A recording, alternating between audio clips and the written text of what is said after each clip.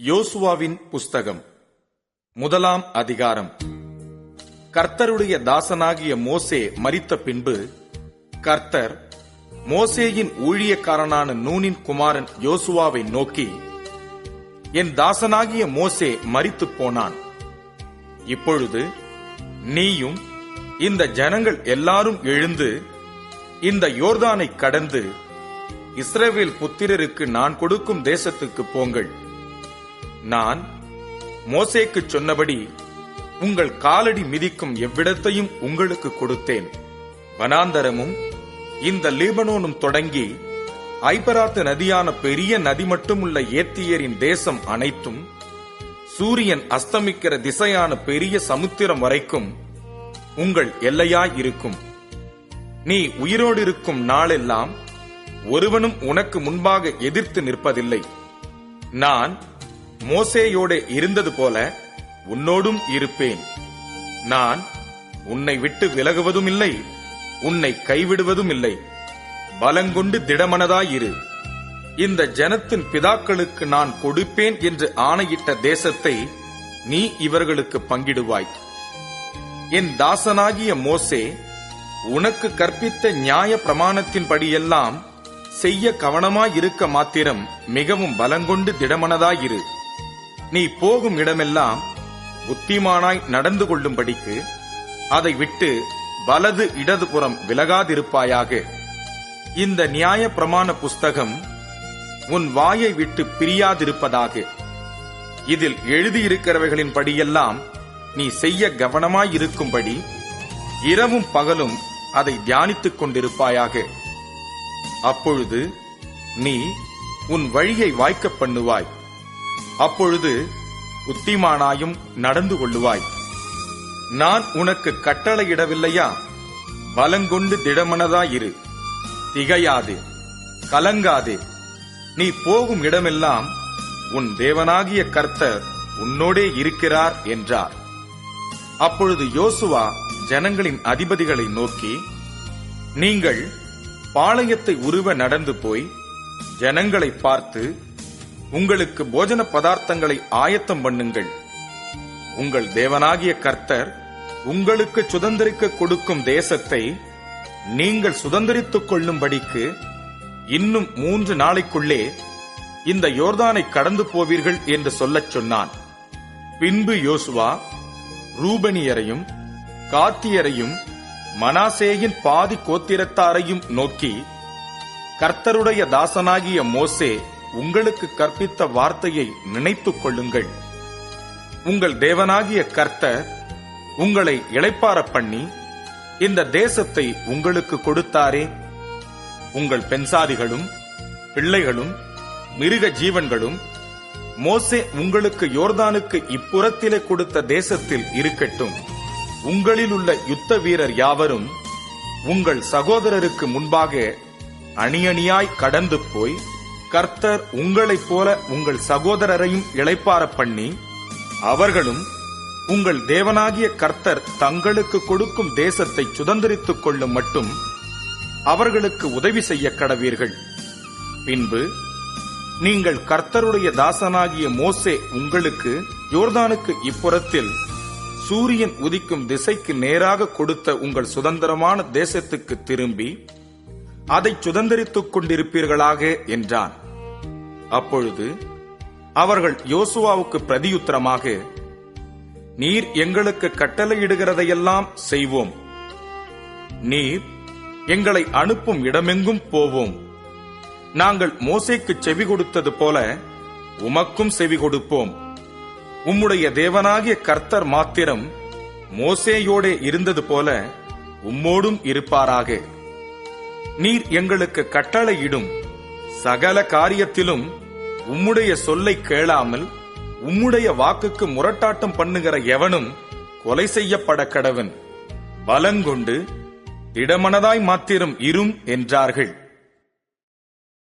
யோசுவா 2ஆம் அதிகாரம்.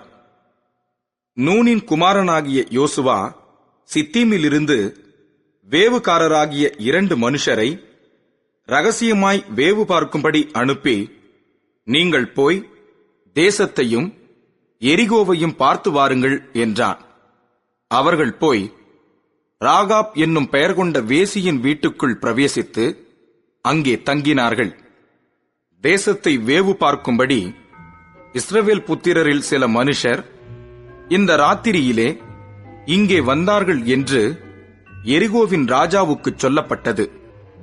அப்பொழுது எரிகோவின் ராஜா ராகாப் பண்டைக்கு ஆள் அனுப்பி, உன்னிடத்தில் வந்து உன் வீட்டுக்குள் பிரவேசித்த மனுஷரை வெளியே கொண்டு வா, அவர்கள் தேசத்தை எல்லாம் வேவு பார்க்கும்படி வந்தார்கள் என்று சொல்லச் சொன்னான்.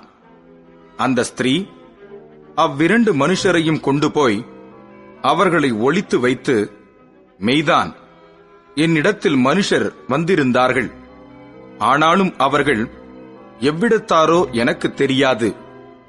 வாசலை அடைக்கும் நேரத்தில் இருட்டு வேளையிலே அந்த மனுஷர் புறப்பட்டு போய்விட்டார்கள். அவர்கள் எங்கே போனார்களோ எனக்கு தெரியாது. அவர்களை சீக்கிரமாய் போய் தேடுங்கள், நீங்கள் அவர்களை பிடித்துக் கொள்ளலாம் என்றாள். அவள் அவர்களை வீட்டின் மேல் ஏற பண்ணி வீட்டின் மேல் பரப்பப்பட்ட சணல் தட்டைகளுக்குள்ளே மறைத்து வைத்திருந்தாள். அந்த மனுஷர் யோர்தானுக்கு போகிற வழியில் துரைகள் மட்டும் அவர்களை தேடப் போனார்கள். அவர்களை தேடுகிறவர்கள் புறப்பட்ட உடனே வாசல் அடைக்கப்பட்டது. அந்த மனுஷர் படுத்துக் கொள்ளும் முன்னே அவள் வீட்டின் மேல் அவர்களிடத்திற்கு ஏறிப்போய், கர்த்தர் உங்களுக்கு தேசத்தை ஒப்புக் கொடுத்தார் என்றும் உங்களை பற்றி எங்களுக்கு திகில் பிடித்திருக்கிறதென்றும் உங்களை குறித்து தேசத்து குடிகள் எல்லாரும் சோர்ந்து போனார்கள் என்றும் அறிவேன். நீங்கள் எகிப்திலிருந்து புறப்பட்ட போது கர்த்தர் உங்களுக்கு முன்பாக சிவந்த சமுத்திரத்தின் தண்ணீரை வற்றிப்போக பண்ணினதையும், நீங்கள் யோர்தானுக்கு அப்புறத்தில் சங்காரம் பண்ணின எமோரியரின் 2 ராஜாக்களாகிய சீகோனுக்கும் ஓகுக்கும் செய்ததையும் கேள்விப்பட்டோம். கேள்விப்பட்டபோது எங்கள் இருதயம் கரைந்து போயிற்று. உங்களாலே எல்லாருடைய தைரியமும் அற்றுப் போயிற்று. உங்கள் தேவனாகிய கர்த்தரே உயர வானத்திலும் கீழே பூமியிலும் தேவனானவர். இப்போதும் நான் உங்களுக்கு தயவு செய்தபடியினால் நீங்களும் என் தகப்பன் குடும்பத்துக்கு தயவு செய்வோம் என்று கர்த்தர் பேரில் எனக்கு ஆணையிட்டு, நீங்கள் என் தகப்பனையும் என் தாயையும் என் சகோதரரையும் என் சகோதரிகளையும் அவர்களுக்கு உண்டான எல்லாவற்றையும் உயிரோடே வைத்து எங்கள் ஜீவனை சாவுக்கு தப்புவிக்கும்படி எனக்கு நிச்சயமான அடையாளத்தை கொடுக்க வேண்டும் என்றாள். அப்பொழுது அந்த மனுஷர் அவளை நோக்கி, எங்கள் ஜீவனே உங்கள் ஜீவனுக்கு ஈடு. நீங்கள் எங்கள் காரியத்தை வெளிப்படுத்தாதிருந்தால் கர்த்தர் எங்களுக்கு தேசத்தை கொடுக்கும்போது நாங்கள் தயையும் சத்தியமும் பாராட்டுவோம் என்றார்கள். அப்பொழுது அவர்களை கயிற்றினாலே ஜன்னல் வழியாய் இறக்கிவிட்டாள். அவள் வீடு அலங்கத்தின் மதிலில் இருந்தது. அலங்கத்திலே அவள் குடியிருந்தாள். அப்பொழுது அவள் அவர்களை நோக்கி, தேடுகிறவர்கள் உங்களை காணாதபடிக்கு நீங்கள் மலையிலே போய் அவர்கள் திரும்பி வரும் மட்டும் அங்கே 3 நாள் ஒளித்திருந்து பின்பு உங்கள் வழியே போங்கள் என்றாள். அப்பொழுது அந்த மனுஷர் அவளை நோக்கி, இதோ நாங்கள் தேசத்துக்குள் பிரவேசிக்கும் போது நீ இந்த சிவப்பு நூல் கயிற்றை எங்களை இறக்கிவிட்ட ஜன்னலிலே கட்டி உன் தகப்பனையும் உன் தாயையும் உன் சகோதரர்களையும் உன் தகப்பன் குடும்பத்தார் அனைவரையும் உன்னிடத்தில் உன் வீட்டிலே சேர்த்துக்கொள். இல்லாவிட்டால் நீ எங்கள் கையில் வாங்கின ஆணைக்கு நீங்களாய் இருப்போம். எவனாகிலும் உன் வீட்டு வாசல்களிலிருந்து வெளியே புறப்பட்டால் அவனுடைய இரத்தப்பழி அவன் தலையின் மேல் இருக்கும். எங்கள் மேல் குற்றம் இல்லை. உன்னோடே வீட்டில் இருக்கிற எவன் மேலாகிலும் கை போடப்பட்டதேயாகில் அவனுடைய இரத்தப்பழி எங்கள் தலையின் மேல் இருக்கும். நீ எங்கள் காரியத்தை வெளிப்படுத்தினாயேயானால் நீ எங்கள் கையில் வாங்கின ஆணைக்கு நீங்களாய் இருப்போம் என்றார்கள். அதற்கு அவள், உங்கள் வார்த்தையின்படியே ஆகக்கடவது என்று சொல்லி அவர்களை அனுப்பிவிட்டாள்.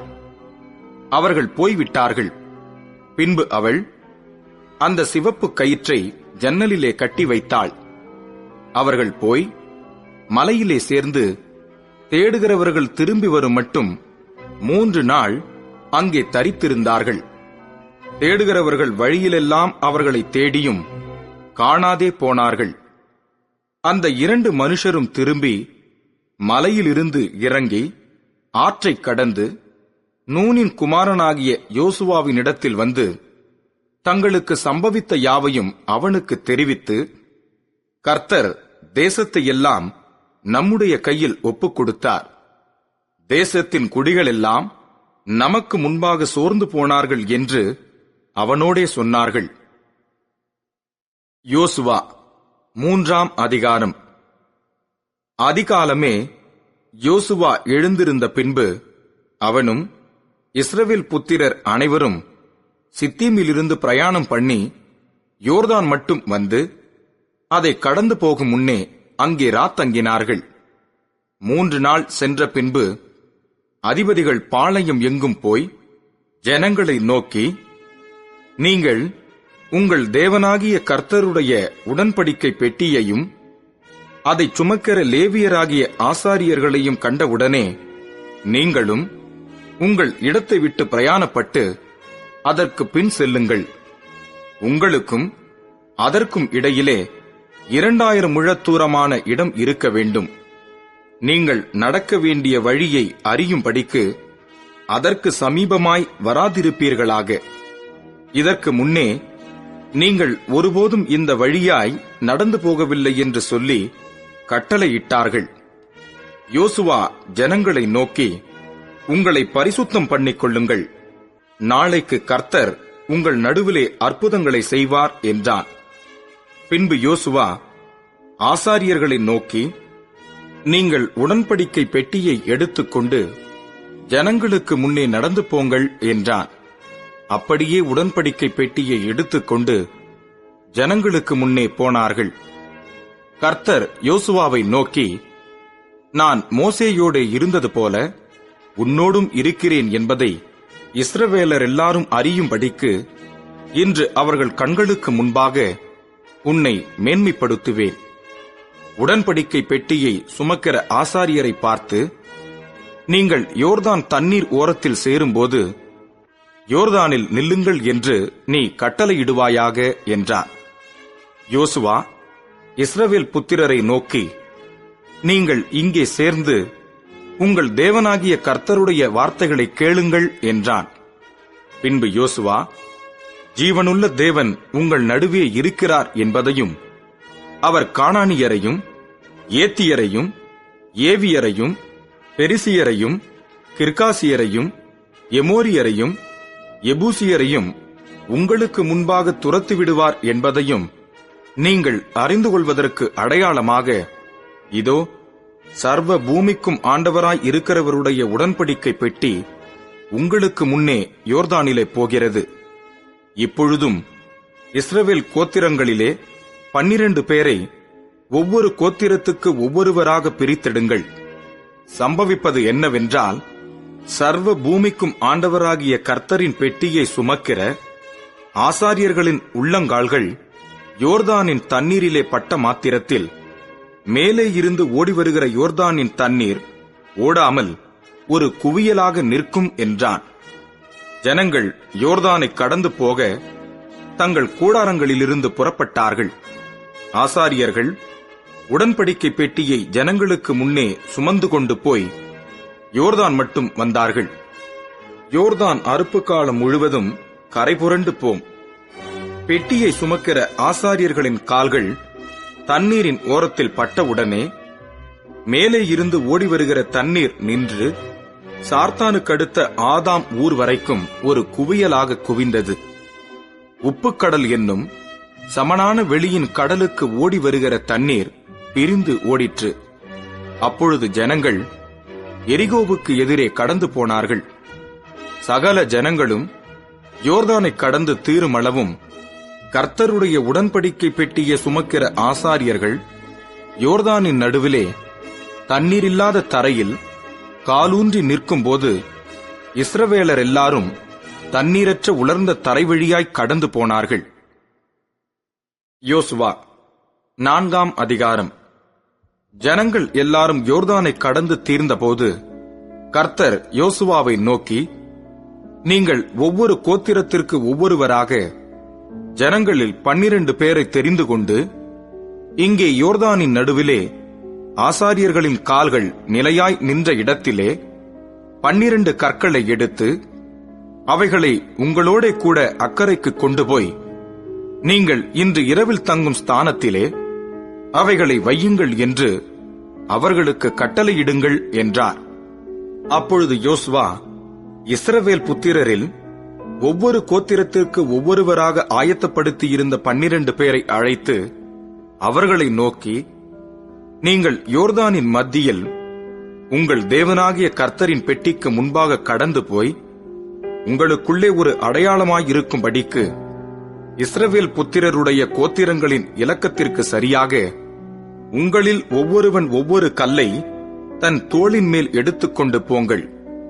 நாளை இந்த கற்கள் ஏதென்று உங்கள் பிள்ளைகள் உங்களை கேட்கும்போது நீங்கள் கர்த்தருடைய உடன்படிக்கை பெட்டிக்கு முன்பாக யோர்தானின் தண்ணீர் பிரிந்து போனதினால் அவைகள் வைக்கப்பட்டிருக்கிறது, யோர்தானை கடந்து போகிற போது யோர்தானின் தண்ணீர் பிரிந்து போயிற்று, ஆகையால் இந்த கற்கள் இஸ்ரவேல் புத்திரருக்கு என்றைக்கும் நினைப்பூட்டும் அடையாளம் என்று சொல்லுங்கள் என்றான்.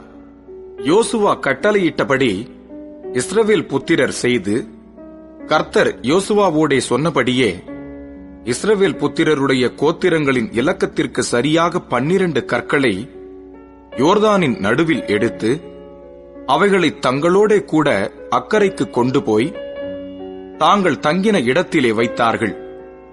யோர்தானின் நடுவிலும் உடன்படிக்கை பெட்டியை சுமந்த ஆசாரியரின் கால்கள் நின்ற இடத்திலே யோசுவா 12 கற்களை நாட்டினான். அவைகள் இந்நாள் மட்டும் அங்கே இருக்கிறது.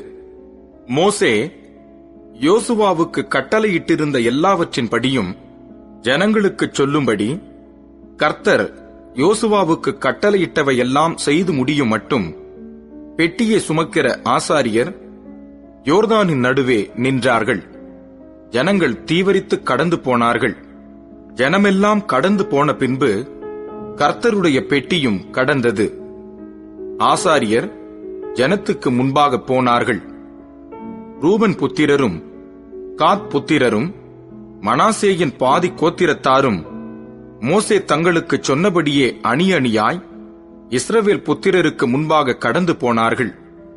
ஏறக்குறைய 40,000 பேர் யுத்த சன்னத்தராய் யுத்தம் பண்ணும்படி கர்த்தருக்கு முன்பாக எரிகோவின் சமனான வெளிகளுக்கு கடந்து போனார்கள். அந்நாளிலே கர்த்தர் யோசுவாவை சகல இஸ்ரவேலரின் கண்களுக்கு முன்பாகவும் மேன்மைப்படுத்தினார். அவர்கள் மோசேக்கு பயந்திருந்தது போல அவனுக்கும் அவன் உயிரோடு இருந்த நாளெல்லாம் பயந்திருந்தார்கள். கர்த்தர் யோசுவாவை நோக்கி, சாட்சியின் பெட்டியை சுமக்கிற ஆசாரியர் யோர்தானிலிருந்து கரையேறும்படி அவர்களுக்கு கட்டளையிடு என்று சொன்னார். யோசுவா, யோர்தானிலிருந்து கரையேறி வாருங்கள் என்று ஆசாரியர்களுக்கு கட்டளையிட்டான். அப்பொழுது கர்த்தருடைய உடன்படிக்கை பெட்டியை சுமக்கிற ஆசாரியர் யோர்தான் நடுவிலிருந்து ஏறி அவர்கள் உள்ளங்கால்கள் கரையில் ஊன்றினபோது யோர்தானின் தண்ணீர்கள் தங்களிடத்துக்கு திரும்பி முன்போல அதன் கரையெங்கும் புரண்டது. இந்த பிரகாரமாக முதல் மாதம் 10ஆம் தேதியிலே ஜனங்கள் யோர்தானிலிருந்து கரையேறி எரிகோவுக்கு கீழெல்லையான கில்காலிலே பாளையம் இறங்கினார்கள். அவர்கள் யோர்தானில் எடுத்துக்கொண்டு வந்த அந்த 12 கற்களையும் யோசுவா கில்காலிலே நாட்டி இஸ்ரவேல் புத்திரரை நோக்கி, நாளை உங்கள் பிள்ளைகள் இந்த கற்கள் ஏதென்று தங்கள் பிதாக்களை கேட்கும்போது நீங்கள் உங்கள் பிள்ளைகளுக்கு அறிவிக்க வேண்டியது என்னவென்றால், இஸ்ரவேலர் வெட்டாந்தரை வழியாய் இந்த யோர்தானை கடந்து வந்தார்கள். பூமியின் சகல ஜனங்களும் கர்த்தருடைய கரம் பலத்ததென்று அறியும் படிக்கும் நீங்கள் சகல நாளும் உங்கள் தேவனாகிய கர்த்தருக்கு பயப்படும் படிக்கும் உங்கள் தேவனாகிய கர்த்தர் சிவந்த சமுத்திரத்தின் தண்ணீரை நாங்கள் கடந்து தீருமட்டும் எங்களுக்கு முன்பாக வற்றிப்போக பண்ணினது போல உங்கள் தேவனாகிய கர்த்தர் யோர்தானின் தண்ணீருக்கும் செய்து அதை உங்களுக்கு முன்பாக நீங்கள் கடந்து தீருமளவும் வற்றிப்போக பண்ணினார் என்று அறிவிக்க கடவீர்கள் என்றான். யோசுவா 5ஆம் அதிகாரம். இஸ்ரவேல் புத்திரர் கடந்து தீருமளவும் கர்த்தர் யோர்தானின் தண்ணீரை அவர்களுக்கு முன்பாக வற்றிப்போக பண்ணினதை யோர்தானுக்கு மேல்கரையில் குடியிருந்த எமோரியரின் சகல ராஜாக்களும் சமுத்திரத்தருகே குடியிருந்த கானானியரின் சகல ராஜாக்களும் கேட்டது முதற்கொண்டு அவர்கள் இருதயம் கரைந்து இஸ்ரவேல் புத்திரருக்கு முன்பாக சோர்ந்து போனார்கள். அக்காலத்திலே கர்த்தர் யோசுவாவை நோக்கி, நீ கருக்கான கத்திகளை உண்டாக்கி திரும்ப 2ஆம் விசை இஸ்ரவேல் புத்திரரை விருத்த சேதனம் பண்ணு என்றார். அப்பொழுது யோசுவா கருக்கான கத்திகளை உண்டாக்கி இஸ்ரவேல் புத்திரரை ஆர்லோத் மேட்டிலே விருத்த சேதனம் பண்ணினான். யோசுவா இப்படி விருத்த சேதனம் பண்ணின முகாந்தரம் என்னவென்றால், எகிப்திலிருந்து புறப்பட்ட சகல ஆண்மக்களாகிய யுத்த புருஷர் எல்லாரும் எகிப்திலிருந்து புறப்பட்ட பின்பு வழியில் வனாந்தரத்திலே மாண்டு போனார்கள். எகிப்திலிருந்து புறப்பட்ட எல்லா ஜனங்களும் விருத்த சேதனம் பண்ணப்பட்டிருந்தார்கள். அவர்கள் எகிப்திலிருந்து புறப்பட்ட பின்பு வழியில் வனாந்தரத்திலே பிறந்த சகல ஜனங்களும் விருத்த சேதனம் பண்ணப்படாதிருந்தார்கள். கர்த்தருடைய சத்தத்திற்கு கீழ்ப்படியாமற் போன எகிப்திலிருந்து புறப்பட்ட யுத்த புருஷரான யாவரும் மாடு மட்டும் இஸ்ரவேல் புத்திரர் 40 வருஷம் வனாந்தரத்தில் நடந்து திரிந்தார்கள். கர்த்தர் எங்களுக்கு கொடுக்கும்படி அவர்கள் பிதாக்களுக்கு ஆணையிட்ட பாலும் தேனும் ஓடுகிற தேசத்தை அவர்கள் காண்பதில்லை என்று கர்த்தர் அவர்களுக்கு ஆணையிட்டிருந்தார். அவர்களுக்கு பதிலாக அவர் எழும்ப பண்ணின அவர்கள் பிள்ளைகளை யோசுவா விருத்த சேதனம் பண்ணினார். வழியிலே அவர்களை விருத்த சேதனம் பண்ணாததினால் அவர்கள் விருத்த சேதனம் இல்லாதிருந்தார்கள். ஜனங்கள் எல்லாரும் விருத்த சேதனம் பண்ணப்பட்டு தீர்ந்த பின்பு அவர்கள் குணமாக மட்டும் தங்கள் தங்கள் இடத்திலே பாளையத்தில் தரித்திருந்தார்கள். கர்த்தர் யோசுவாவை நோக்கி, இன்று எகிப்தின் நிந்தையை உங்கள் மேல் இராதபடிக்கு புரட்டி போட்டேன் என்றார். அதனால் அந்த ஸ்தலம் இந்நாள் வரைக்கும் கில்கால் என்னப்படுகிறது. இஸ்ரவேல் புத்திரர் கில்காலில் பாளையம் இறங்கியிருந்து மாதத்தின் 14ஆம் தேதி அந்தி நேரத்திலே எரிகோவின் சமனான வெளிகளிலே பஸ்காவை ஆசரித்தார்கள். பஸ்காவின் மறுநாளாகிய அன்றைய தினம் அவர்கள் தேசத்தினுடைய தானியத்தால் ஆகிய புளிப்பில்லாத அப்பங்களையும் சுட்ட கதிர்களையும் புசித்தார்கள். அவர்கள் தேசத்தின் தானியத்திலே புசித்த மறுநாளிலே மன்னா பெய்யாமல் ஒழிந்தது. அது முதல் இஸ்ரவேல் புத்திரருக்கு மன்னா இல்லாமற் போய் அவர்கள் கானான் தேசத்து பலனை அந்த வருஷத்தில்தானே புசித்தார்கள். பின்னும் யோசுவா எரிகோவின் வெளியிலிருந்து தன் கண்களை ஏறெடுத்து பார்க்கும்போது, இதோ ஒருவர் அவனுக்கு எதிரே நின்றார். உருவின பட்டயம் அவர் கையில் இருந்தது. யோசுவா அவரிடத்தில் போய், நீர் எங்களைச் சேர்ந்தவரோ எங்கள் சத்துருக்களைச் சேர்ந்தவரோ என்று கேட்டான். அதற்கு அவர், அல்ல, நான் கர்த்தருடைய சேனையின் அதிபதியாய் இப்பொழுது வந்தேன் என்றார். அப்பொழுது யோசுவா தரையிலே முகங்குப்புற விழுந்து பணிந்து கொண்டு அவரை நோக்கி, என் ஆண்டவர் தமது அடியேனுக்குச் சொல்லுகிறது என்னவென்று கேட்டான். அப்பொழுது கர்த்தருடைய சேனையின் அதிபதி யோசுவாவை நோக்கி, உன் கால்களில் இருக்கிற பாதரட்சைகளை கழற்றி போடு, நீ நிற்கிற இடம் பரிசுத்தமானது என்றார். யோசுவா அப்படியே செய்தான். யோசுவா 6ஆம் அதிகாரம். எரிகோ இஸ்ரவேல் புத்திரருக்கு முன்பாக அடைக்கப்பட்டிருந்தது. ஒருவரும் வெளியே போகவும் இல்லை, ஒருவரும் உள்ளே வரவும் இல்லை. கர்த்தர் யோசுவாவை நோக்கி, இதோ எரிகோவையும் அதன் ராஜாவையும் யுத்த வீரரையும் உன் கையில் ஒப்புக் கொடுத்தேன். யுத்த புருஷராகிய நீங்கள் அனைவரும் பட்டணத்தைச் சூழ்ந்து ஒரு தரம் சுற்றி வாருங்கள். இப்படி 6 நாள் செய்ய கடவீர்கள். 7 ஆசாரியர் பெட்டிக்கு முன்பாக 7 கொம்பு எக்காளங்களை பிடித்துக் கொண்டு போக வேண்டும். 7ஆம் நாளில் பட்டணத்தை 7 தரம் சுற்றி வர கடவர்கள். ஆசாரியர் எக்காளங்களை ஊத வேண்டும். அவர்கள் அந்த கொம்புகளினால் நெடுந்தொணி இடும்போதும் நீங்கள் எக்காள சத்தத்தை கேட்கும் போதும் ஜனங்கள் எல்லாரும் மகா ஆரவாரத்தோடே ஆர்ப்பரிக்க கடவர்கள். அப்பொழுது பட்டணத்தின் அலங்கம் இடிந்து விழும். உடனே ஜனங்கள் அவரவர் தங்களுக்கு நேராக ஏறக்கடவர்கள் என்றார். அந்தபடியே நூனின் குமாரனாகிய யோசுவா ஆசாரியரை அழைத்து, உடன்படிக்கை பெட்டியை எடுத்துக்கொண்டு போங்கள். தொனிக்கும் 7 எக்காளங்களையும் 7 ஆசாரியர்கள் கர்த்தருடைய பெட்டிக்கு முன்பாக பிடித்துக் கொண்டு போக கடவர்கள் என்று சொல்லி ஜனங்களை நோக்கி, பட்டணத்தைச் சுற்றி நடந்து போங்கள். யுத்த சன்னத்தரானவர்கள் கர்த்தரின் பெட்டிக்கு முன் நடக்க கடவர்கள் என்றார்.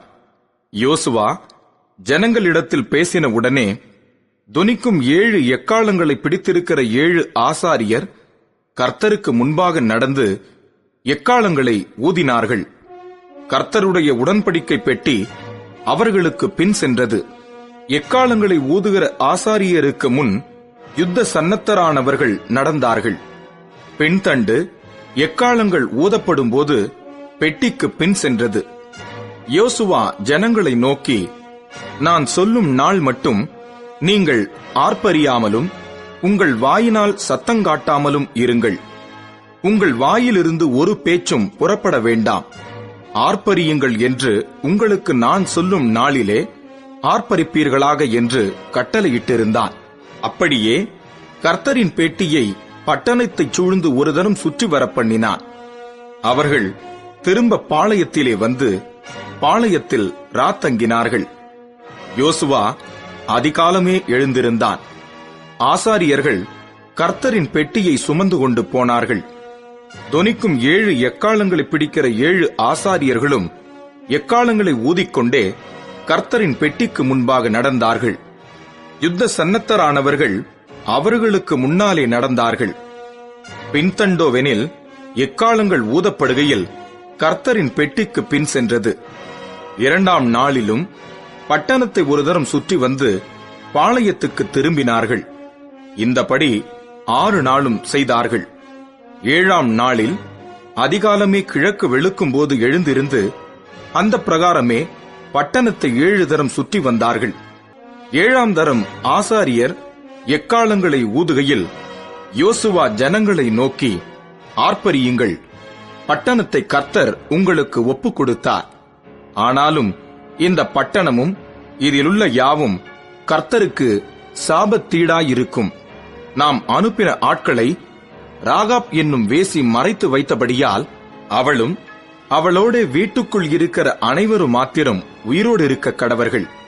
சாபத்தீடானதில் ஏதோ கொள்ளுகிறதினாலே நீங்கள் சாபத்தீடாகாதபடிக்கும் இஸ்ரவேல் பாளையத்தை சாபத்தீடாக்கி அதை கலங்க பண்ணாதபடிக்கும் நீங்கள் சாபத்தீடானதற்கு மாத்திரம் எச்சரிக்கையாய் இருங்கள். சகல வெள்ளியும் பொன்னும் வெண்கலத்தினாலும் இரும்பினாலும் செய்யப்பட்ட பாத்திரங்களும் கர்த்தருக்கு பரிசுத்தமானவைகள். அவைகள் கர்த்தரின் பொக்கிஷத்தில் சேரும் என்றான். எக்காளங்களை ஊதுகையில் ஜனங்கள் ஆர்ப்பரித்தார்கள். எக்காள சத்தத்தை ஜனங்கள் கேட்டு மகா ஆரவாரத்தோடே முழங்குகையில் அலங்கம் இடிந்து விழுந்தது. உடனே ஜனங்கள் அவரவர் தங்களுக்கு நேராக பட்டணத்தில் ஏறி பட்டணத்தை பிடித்து பட்டணத்தில் இருந்த புருஷரையும் ஸ்திரீகளையும் வாலிபரையும் கிழவரையும் ஆடு மாடுகளையும் கழுதைகளையும் சகலத்தையும் பட்டய கருக்கினால் சங்காரம் பண்ணினார்கள். யோசுவா தேசத்தை வேவு பார்த்த 2 புருஷரை நோக்கி, நீங்கள் அந்த வேசியின் வீட்டிலே போய் நீங்கள் அவளுக்கு ஆணையிட்டபடி அந்த ஸ்திரீயையும் அவளுக்கு உண்டான யாவையும் அங்கே இருந்து வெளியே கொண்டு வாருங்கள் என்றான். அப்பொழுது வேவுக்காரரான அந்த வாலிபர் உள்ளே போய் ராகாபையும் அவள் தகப்பனையும் அவள் தாயையும் சகோதரர்களையும் அவளுக்குள்ள யாவையும் அவள் குடும்பத்தார் அனைவரையும் வெளியே அழைத்துக் கொண்டு வந்து அவர்களை இஸ்ரவேல் பாளையத்துக்கு புறம்பே இருக்கும்படி பண்ணினார்கள். பட்டணத்தையும் அதிலுள்ள யாவையும் அக்கினியால் சுட்டெரித்தார்கள். வெள்ளியையும் பொன்னையும் வெண்கலத்தினாலும் இரும்பினாலும் செய்த பாத்திரங்களையும் மாத்திரம் கர்த்தரின் ஆலய பொக்கிஷத்தில் சேர்த்தார்கள். எரிகோவை வேவு பார்க்க யோசுவா அனுப்பின ஆட்களை ராகாப் என்னும் வேசி மறைத்து வைத்தபடியினால் அவளையும் அவள் தகப்பன் வீட்டாரையும் அவளுக்குள்ள யாவையும் யோசுவா உயிரோடே வைத்தான். அவள் இந்நாள் வரைக்கும் இஸ்ரவேலின் நடுவிலே குடியிருக்கிறாள். அக்காலத்திலே யோசுவா, இந்த எரிகோ பட்டணத்தை கட்டும்படி எழும்பும் மனுஷன் கர்த்தருக்கு முன்பாக சபிக்கப்பட்டிருக்க கடவன். அவன் அதன் அஸ்திபாரத்தை போடுகிற போது தன் மூத்த குமாரனையும் அதன் வாசல்களை வைக்கிற போது தன் இளைய குமாரனையும் சாக கொடுக்க கடவன் என்று சாபம் கூறினார். இவ்விதமாய் கர்த்தர் யோசுவாவோடே கூட இருந்தார். அவன் கீர்த்தி தேசமெங்கும் பரம்பிற்று. யோசுவா 7ஆம் அதிகாரம். இஸ்ரவேல் புத்திரர் சாபத்தீடானதிலே துரோகம் பண்ணினார்கள். எப்படி எனில், யூதா கோத்திரத்து சேராகுடைய குமாரனாகிய சப்தியின் மகன் கர்மிக்கு பிறந்த ஆகான் என்பவன் சாபத்தீடானதிலே சிலதை எடுத்துக்கொண்டான். ஆகையால் இஸ்ரவேல் புத்திரர் மேல் கர்த்தருடைய கோபம் மூண்டது. யோசுவா எரிகோவிலிருந்து பெத்தேலுக்கு கிழக்கிலுள்ள பெத்தாவேன் சமீபத்தில் இருக்கிற ஆயி பட்டணத்துக்கு போகும்படி ஆட்களை அனுப்பி, நீங்கள் போய் அந்த நாட்டை வேவு பாருங்கள் என்றான். அந்த மனுஷர் போய் ஆயியை வேவு பார்த்து யோசுவாவினிடத்தில் திரும்பி வந்து அவனை நோக்கி, ஜனங்கள் எல்லாரும் போக வேண்டியதில்லை, ஏறக்குறைய 2000-3000 பேர் போய் ஆயியை முறிய அடிக்கலாம், எல்லா ஜனங்களையும் அங்கே போகும்படி வருத்தப்படுத்த வேண்டியதில்லை, அவர்கள் கொஞ்சம் பேர்தான் என்றார்கள். அப்படியே ஜனங்களில் ஏறக்குறைய 3000 பேர் அவ்விடத்திற்கு போனார்கள். ஆனாலும் அவர்கள் ஆயியின் மனுஷருக்கு முன்பாக முறிந்தோடினார்கள். ஆயியின் மனுஷர் அவர்களில் ஏறக்குறைய 36 பேரை வெட்டி போட்டார்கள். பட்டண வாசலின் வெளித்துவக்கி செபாரி மட்டும் அவர்களை துரத்தி மலை இறக்கத்திலே அவர்களை வெட்டினார்கள். ஜனங்களின் இருதயம் கரைந்து தண்ணீராய் போயிற்று. அப்பொழுது யோசுவா தன் வஸ்திரங்களை கிழித்துக் கொண்டு அவனும் இஸ்ரவேலின் மூப்பரும் சாயங்காலம் மட்டும் கர்த்தரின் பெட்டிக்கு முன்பாக தரையிலே முகங்குப்புற விழுந்து தங்கள் தலைகளின் மேல் புழுதியை போட்டுக்கொண்டு கிடந்தார்கள். யோசுவா, ஆ கர்த்தராகிய ஆண்டவரே, எங்களை அழிக்கும்படிக்கு எமோரியர் கைகளில் ஒப்புக் கொடுப்பதற்காகவா தேவரீர் இந்த ஜனத்தை யோர்தானை கடக்க பண்ணினீர்? நாங்கள் யோர்தானுக்கு அப்புறத்தில் மனம் திருப்தியாக இருந்து விட்டோமானால் நலமாயிருக்கும். ஆ ஆண்டவரே, இஸ்ரவேலர் தங்கள் சத்துருக்களுக்கு முதுகை காட்டினார்கள். இப்பொழுது நான் என்ன சொல்லுவேன்? கானானியரும் தேசத்து குடிகள் யாவரும் இதை கேட்டு எங்களை வளைந்து கொண்டு எங்கள் பேரை பூமியில் இராதபடிக்கு வேறற்று போக பண்ணுவார்களே, அப்பொழுது உமது மகத்தான நாமத்துக்கு என்ன செய்வீர் என்றான். அப்பொழுது கர்த்தர் யோசுவாவை நோக்கி, எழுந்திரு, நீ இப்படி முகங்குப்புற விழுந்து கிடக்கிறது என்ன? இஸ்ரவேலர் பாவம் செய்தார்கள். நான் அவர்களுக்கு கட்டளையிட்ட என் உடன்படிக்கையை மீறினார்கள். சாபத்தீடானதில் எடுத்துக்கொண்டதும் களவு செய்ததும் வஞ்சித்ததும் தங்கள் பண்டம்பாடிகளுக்குள்ளே வைத்ததும் உண்டே. ஆதலால் இஸ்ரவேல் புத்திரர் தங்கள் சத்துருகளுக்கு முன்பாக நிற்கக்கூடாமல் தங்கள் சத்துருகளுக்கு முதுகை காட்டினார்கள். அவர்கள் சாபத்தீடானார்கள். நீங்கள் சாபத்தீடானதை உங்கள் நடுவில் இருந்து நிக்கிரகம் பண்ணாவிட்டால் இனி உங்களோடு இரேன்.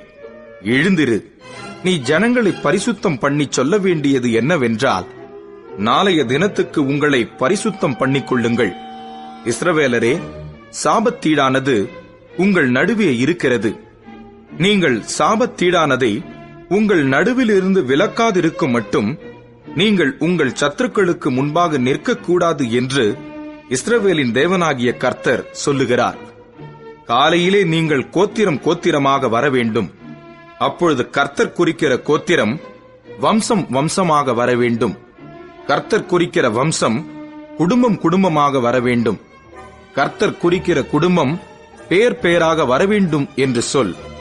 அப்பொழுது சாபத்தீடானதை எடுத்தவனாய் கண்டுபிடிக்கப்படுகிறவன் கர்த்தரின் உடன்படிக்கையை மீறி இஸ்ரவேலிலே மதிகேடான காரியத்தை செய்தபடியினால் அவனும் அவனுக்குள்ள யாவும் அக்கினியில் சுட்டெரிக்கப்பட கடவது என்றார். யோசுவா அதிகாலமே எழுந்திருந்து இஸ்ரவேலரை கோத்திரம் கோத்திரமாக வரப்பண்ணினான். அப்பொழுது யூதாவின் கோத்திரம் குறிக்கப்பட்டது. அவன் யூதாவின் வம்சங்களை வரப்பண்ணின போது சேராகியரின் வம்சம் குறிக்கப்பட்டது. அவன் சேராகியரின் வம்சத்தை பேர் பேராக வரப்பண்ணின போது சப்தி குறிக்கப்பட்டான். அவன் வீட்டாரை அவன் பேர் பேராக வரப்பண்ணின போது யூதா கோத்திரத்து சேராகின் குமாரனாகிய சப்திக்கு பிறந்த கர்மியின் மகன் ஆகான் குறிக்கப்பட்டான். அப்பொழுது யோசுவா ஆகானை நோக்கி, மகனே, நீ இப்பொழுது இஸ்ரவேலின் தேவனாகிய கர்த்தரை மகிமைப்படுத்து. அவருக்கு முன்பாக அறிக்கை பண்ணி நீ செய்ததை எனக்கு சொல்லு, அதை எனக்கு ஒளிக்காதே என்றான். அப்பொழுது ஆகான் யோசுவாவுக்கு பிரதியுத்தரமாக, மெய்யாகவே நான் இஸ்ரவேலின் தேவனாகிய கர்த்தருக்கு விரோதமாக பாவம் செய்தேன். கொள்ளையிலே நேர்த்தியான ஒரு பாபிலோனிய சால்வையையும் 200 வெள்ளிச் சேக்கலையும் 50 சேக்கல் நிறையான ஒரு பொன் பாலத்தையும் நான் கண்டு அவைகளை இச்சித்து எடுத்துக் கொண்டேன். இதோ அவைகள் என் கூடாரத்தின் மத்தியில் பூமிக்குள் புதைத்திருக்கிறது. வெள்ளி அதன் அடியில் இருக்கிறது என்றான். உடனே யோசுவா ஆட்களை அனுப்பினான். அவர்கள் கூடாரத்துக்கு ஓடினார்கள். அவனுடைய கூடாரத்தில் அது புதைத்திருந்தது. வெள்ளியும் அதன் கீழ் இருந்தது. அவைகளை கூடாரத்தின் மத்தியிலிருந்து எடுத்து யோசுவாவினிடத்திலும் இஸ்ரவேல் புத்திரர் எல்லாரிடத்திலும் கொண்டு வந்து கர்த்தருடைய சமூகத்தில் வைத்தார்கள்.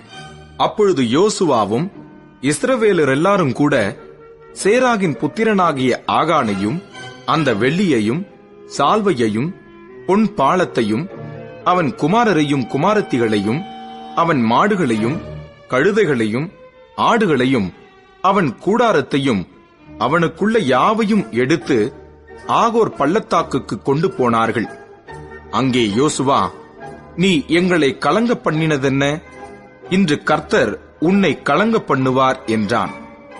அப்பொழுது இஸ்ரவேலர் எல்லாரும் அவன் மேல் கல்லெறிந்து அவைகளை அக்கினியில் சுட்டெரித்து கற்களினால் மூடி அவன் மேல் இந்நாள் வரைக்கும் இருக்கிற பெரிய கற்குவியலை குவித்தார்கள்.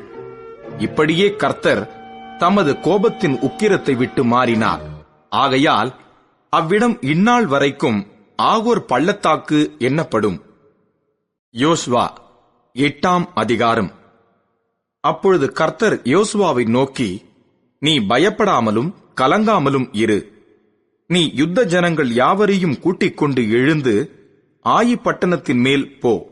இதோ ஆயியின் ராஜாவையும் அவன் ஜனத்தையும் அவன் பட்டணத்தையும் அவன் நாட்டையும் உன் கையிலே ஒப்புக் கொடுத்தேன். நீ எரிகோவுக்கும் அதன் ராஜாவுக்கும் செய்தது போல ஆயிக்கும் அதன் ராஜாவுக்கும் செய்யக் கடவாய். அதில் கொள்ளையிட்ட பொருள்களையும் மிருக ஜீவன்களையும் உங்களுக்கு கொள்ளையாக எடுத்துக் கொள்ளலாம். பட்டணத்துக்கு பின்னாலே பதிவிடையை வை என்றார். அப்பொழுது ஆயியின் மேல் போக யோசுவாவும் சகல யுத்த ஜனங்களும் எழுந்து புறப்பட்டார்கள். யோசுவா யுத்த வீரரான 30,000 பேரை தெரிந்தெடுத்து ராத்திரியிலே அவர்களை அனுப்பி அவர்களுக்கு கட்டளையிட்டதாவது, நீங்கள் பட்டணத்தின் பின்னாலே பதிவிருக்க வேண்டும். பட்டணத்துக்கு வெகு தூரமாய் போகாமல் எல்லாரும் ஆயத்தமாய் இருங்கள். நானும் என்னோடிருக்கிற சகல ஜனங்களும் பட்டணத் தண்டையில் கிட்டிச் சேருவோம். அவர்கள் முன்போல எங்களுக்கு எதிராக புறப்பட்டு வரும்போது அவர்களுக்கு முன்னாக நாங்கள் ஓடிப்போவோம். அப்பொழுது அவர்கள், முன்போல நமக்கு முன்னாக முறிந்து ஓடிப்போகிறார்கள் என்று சொல்லி எங்களை துரத்த புறப்படுவார்கள். நாங்களோ அவர்களை பட்டணத்தை விட்டு இப்பாலே வர பண்ணும் மட்டும் அவர்களுக்கு முன்னாக ஓடுவோம். அப்பொழுது நீங்கள் பதிவிலிருந்து எழும்பி வந்து பட்டணத்தை பிடிக்க வேண்டும். உங்கள் தேவனாகிய கர்த்தர் அதை உங்கள் கைகளில் ஒப்புக் கொடுப்பார். நீங்கள் பட்டணத்தை பிடிக்கும்போது அதை தீக்கொளுத்தி போடுங்கள். கர்த்தருடைய சொற்படி செய்யுங்கள். இதோ நான் உங்களுக்கு கட்டளையிட்டிருக்கிறேன் என்று சொல்லி அவர்களை அனுப்பினான். அவர்கள் போய் பெத்தேலுக்கும் ஆயிக்கும் நடுவே ஆயிக்கு மேற்காக பதிவிருந்தார்கள். யோசுவா அன்று ராத்திரி ஜனங்களுக்குள் தங்கினான். அதிகாலமே யோசுவா எழுந்திருந்து ஜனங்களை இலக்கம் பார்த்து இஸ்ரவேலின் மூப்பரோடும் கூட ஜனங்களுக்கு முன்னாலே நடந்து ஆயியின் மேல் போனான். அவனோடு இருந்த யுத்த ஜனங்கள் எல்லாரும் நடந்து பட்டணத்துக்கு எதிரே வந்து சேர்ந்து ஆயிக்கு வடக்கே பாளையம் இறங்கினார்கள். அவர்களுக்கும் ஆயிக்கும் நடுவே ஒரு பள்ளத்தாக்கு இருந்தது. அவன் ஏறக்குறைய 5000 பேரை பிரித்தெடுத்து அவர்களை பெத்தேலுக்கும் ஆயிக்கும் நடுவே பட்டணத்திற்கு மேலண்டையில் பதிவிழையாக வைத்தான். பட்டணத்திற்கு வடக்கே இருந்த சகல சேனையையும் பட்டணத்திற்கு மேற்கே பதவியிருக்கிறவர்களையும் திட்டம் பண்ணின பின்பு யோசுவா அன்று ராத்திரி பள்ளத்தாக்கிலே போயிருந்தான். ஆயியின் ராஜா அதை கண்டபோது அவனும் பட்டணத்தின் மனுஷராகிய அவனுடைய சகல ஜனங்களும் தீவிரித்து அதிகாலமே குறித்த வேளையில் இஸ்ரவேலருக்கு எதிரே யுத்தம் பண்ண சமனான வெளிக்கு நேராக புறப்பட்டார்கள். பட்டணத்துக்கு பின்னாலே தனக்கு பதிவிடை வைத்திருக்கிறதை அவன் அறியாதிருந்தான். யோசுவாவும் இஸ்ரவேலர் எல்லாரும் அவர்களுக்கு முன்னாக முறிந்து வனாந்தரத்துக்கு போகிற வழியே ஓடிப்போனார்கள். அப்பொழுது பட்டணத்துக்குள் இருந்த ஜனங்கள் எல்லாரும் அவர்களை துரத்தும்படி கூப்பிட்டுக் கொண்டு யோசுவாவை பின்தொடர்ந்து பட்டணத்தை விட்டு அப்புறப்பட்டார்கள். ஆயியிலும் பெத்தேலிலும் இஸ்ரவேலரை பின்தொடராத மனுஷன் இருந்ததில்லை. பட்டணத்தை திறந்து வைத்துவிட்டு இஸ்ரவேலரை துரத்திக் கொண்டு போனார்கள். அப்பொழுது கர்த்தர் யோசுவாவை நோக்கி, உன் கையில் இருக்கிற ஈட்டியை ஆயிக்கு நேராக நீட்டு, அதை உன் கையில் ஒப்புக் கொடுப்பேன் என்றார். அப்படியே யோசுவா தன் கையில் இருந்த ஈட்டியை பட்டணத்துக்கு நேராக நீட்டினான். அவன் தன் கையை நீட்டின உடனே பதிவிருந்தவர்கள் தீவிரமாய் தாங்கள் இருந்த இடத்திலிருந்து எழும்பி ஓடி பட்டணத்துக்கு வந்து அதை பிடித்து தீவிரத்தோடே பட்டணத்தை தீக்குளுத்தினார்கள். ஆயியின் மனுஷர் பின்னிட்டு பார்த்தபோது இதோ பட்டணத்தின் புகை ஆகாசத்தில் எழும்புகிறதை கண்டார்கள். அப்பொழுது அங்கும் இங்கும் ஓடிப்போகிறதற்கு அவர்களுக்கு இடம் இல்லாமற் போயிற்று. வனாந்தரத்துக்கு ஓடின ஜனங்கள் தங்களை தொடர்ந்தவர்கள் முகமாய் திரும்பினார்கள். பதிவிருந்தவர்கள் பட்டணத்தை பிடித்ததையும் பட்டணத்தின் புகை எழும்புகிறதையும் யோசுவாவும் இஸ்ரவேலரும் பார்த்தபோது திரும்பிக் கொண்டு ஆயியின் மனுஷரை முறியடித்தார்கள். பட்டணத்தில் இருந்தவர்களும் அவர்களுக்கு எதிர்ப்பட்டதினால் சிலர் இப்புறத்திலும் சிலர் அப்புறத்திலும் இருந்த இஸ்ரவேலின் நடுவே அகப்பட்டுக் கொண்டார்கள். ஆகையால் அவர்களில் ஒருவரும் தப்பி மீந்திராதபடிக்கு அவர்களை வெட்டி போட்டு ஆயியின் ராஜாவை உயிரோடே பிடித்து யோசுவாவினிடத்தில் கொண்டு வந்தார்கள். இஸ்ரவேலர் வனாந்தர வெளியிலே தங்களை துரத்தின ஆயியின் குடிகளை எல்லாம் வெட்டி தீர்ந்த போதும் அவர்கள் அனைவரும் நாசமாக மட்டும் பட்டய கருக்கினால் விழுந்து இறந்த போதும் இஸ்ரவேலர் எல்லாரும் ஆயிக்கு திரும்பி அதை பட்டய கருக்கினால் சங்கரித்தார்கள். அந்நாளிலே ஆணும் பெண்ணுமாக ஆயியின் மனுஷர் எல்லாரும் 12000 பேர் விழுந்தார்கள். ஆயியின் குடிகளை எல்லாம் சங்கரித்து தீரும் மட்டும் யோசுவா ஈட்டியை நீட்டிக் கொண்டிருந்த தன் கையை மடக்கவில்லை. கர்த்தர் யோசுவாவுக்கு கட்டளையிட்ட வார்த்தையின்படி மிருக ஜீவனையும் அந்த பட்டணத்தின் கொள்ளையையும் மாத்திரம் இஸ்ரவேலர் எடுத்துக் கொண்டார்கள். யோசுவா ஆயியை சுட்டெரித்து அதை இந்நாள் வரைக்கும் இருக்கிறபடி என்றைக்கும் பாழாய் கிடக்கும் மண்மேடாக்கி ஆயியின் ராஜாவை ஒரு மரத்திலே தூக்கி போடுவித்து சாயங்காலம் மட்டும் அதிலே தொங்கவிட்டான். சூரியன் அஸ்தமித்த பின்பு யோசுவா அவன் உடலை மரத்தை விட்டு இறக்கச் சொன்னான். அதை பட்டண வாசலில் போட்டு இந்நாள் வரைக்கும் இருக்கிற பெரிய கற்குவியலை அதன் மேல் குவித்தார்கள்.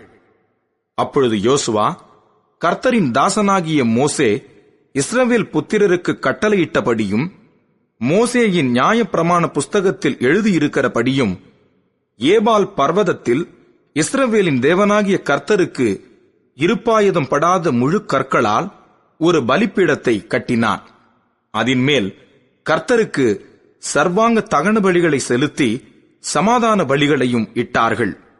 இஸ்ரவேல் புத்திரருக்கு முன்பாக மோசே எழுதியிருந்த நியாயப்பிரமாணத்தை அவன் அங்கே கற்களில் பேர்த்தெழுதினான். இஸ்ரவேல் ஜனங்களை ஆசீர்வதிக்கும்படி கர்த்தரின் தாசனாகிய மோசே முதலில் கட்டளையிட்டிருந்தபடியே இஸ்ரவேலர் எல்லாரும் அவர்களுடைய மூப்பரும் அதிபதிகளும் நியாயாதிபதிகளும் அந்நியர்களும் இஸ்ரவேலில் பிறந்தவர்களும் கர்த்தருடைய உடன்படிக்கை பெட்டியை சுமக்கிற லேவியரான ஆசாரியருக்கு முன்பாக பெட்டிக்கு இருபுறத்திலும் பாதி பேர் கெரிசீம் மலைக்கு எதிர்ப்புறமாகவும் பாதி பேர் ஏபால் மலைக்கு எதிர்ப்புறமாகவும் நின்றார்கள். அதற்கு பின்பு அவன் நியாயப்பிரமாண புஸ்தகத்தில் எழுதியிருக்கிறபடி நியாயப்பிரமாணத்தில் சொல்லிய ஆசீர்வாதமும் சாபமுமாகிய சகல வார்த்தைகளையும் வாசித்தான். மோசே கட்டளையிட்ட எல்லாவற்றிலும் யோசுவா இஸ்ரவேலின் முழு சபைக்கும் ஸ்திரீகளுக்கும் பிள்ளைகளுக்கும் அவர்களுக்குள் நடமாடி சஞ்சரித்த அந்நியர்களுக்கும் முன்பாக ஒரு வார்த்தையும் விடாமல் வாசித்தான். யோசுவா 9ஆம் அதிகாரம். யோர்தானுக்கு இப்புறத்திலே மலைகளிலும் பள்ளத்தாக்குகளிலும் லீபனோனுக்கு எதிரான பெரிய சமுத்திரத்தின் கரையோரமெங்குமுள்ள ஏத்தியரும் எமோரியரும் கானானியரும் பெரிசியரும் ஏவியரும் எபூசியருமானவர்களுடைய சகல ராஜாக்களும் அதை கேள்விப்பட்டபோது அவர்கள் ஒருமனப்பட்டு யோசுவாவோடும் இஸ்ரவேலரோடும் யுத்தம் பண்ண ஏகமாய் கூடினார்கள். எரிகோவுக்கும் ஆயீக்கும் யோசுவா செய்ததை கிபியோனின் குடிகள் கேள்விப்பட்டபோது ஒரு தந்திரமான யோசனை பண்ணி தங்களை ஸ்தானாபதிகள் போல காண்பித்து பழைய இரட்டு பைகளையும் பீரலும் பொத்தலுமான பழைய திராட்சரச துருத்திகளையும் தங்கள் கழுதைகள் மேல் வைத்து பழுதுபார்க்கப்பட்ட பழைய பாதரட்சைகளை தங்கள் கால்களில் போட்டு பழைய வஸ்திரங்களை உடுத்திக் கொண்டார்கள். வழிக்கு அவர்கள் கொண்டு போன அப்பமெல்லாம் உலர்ந்ததும் பூசணும் பூத்ததுமாய் இருந்தது.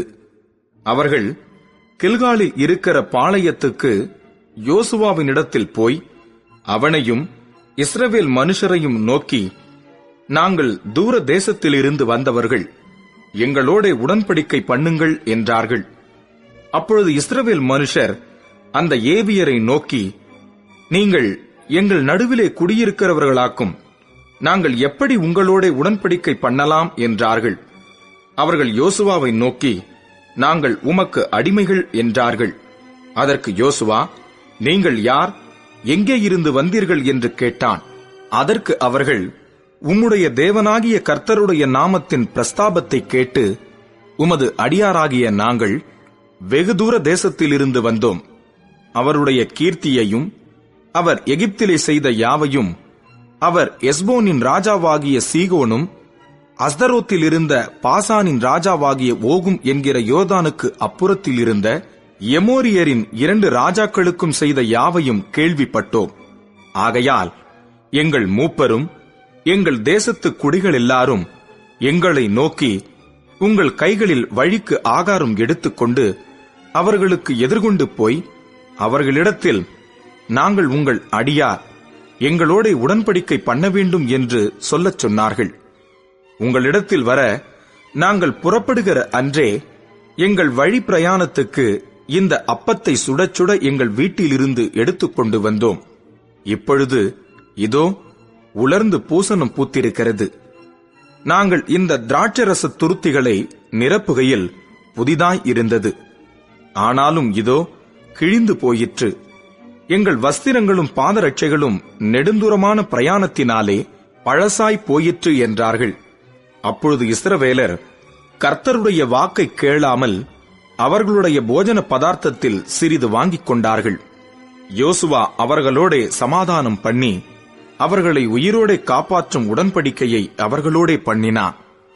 அதற்காக சபையின் பிரபுக்கள் அவர்களுக்கு ஆணையிட்டு கொடுத்தார்கள்.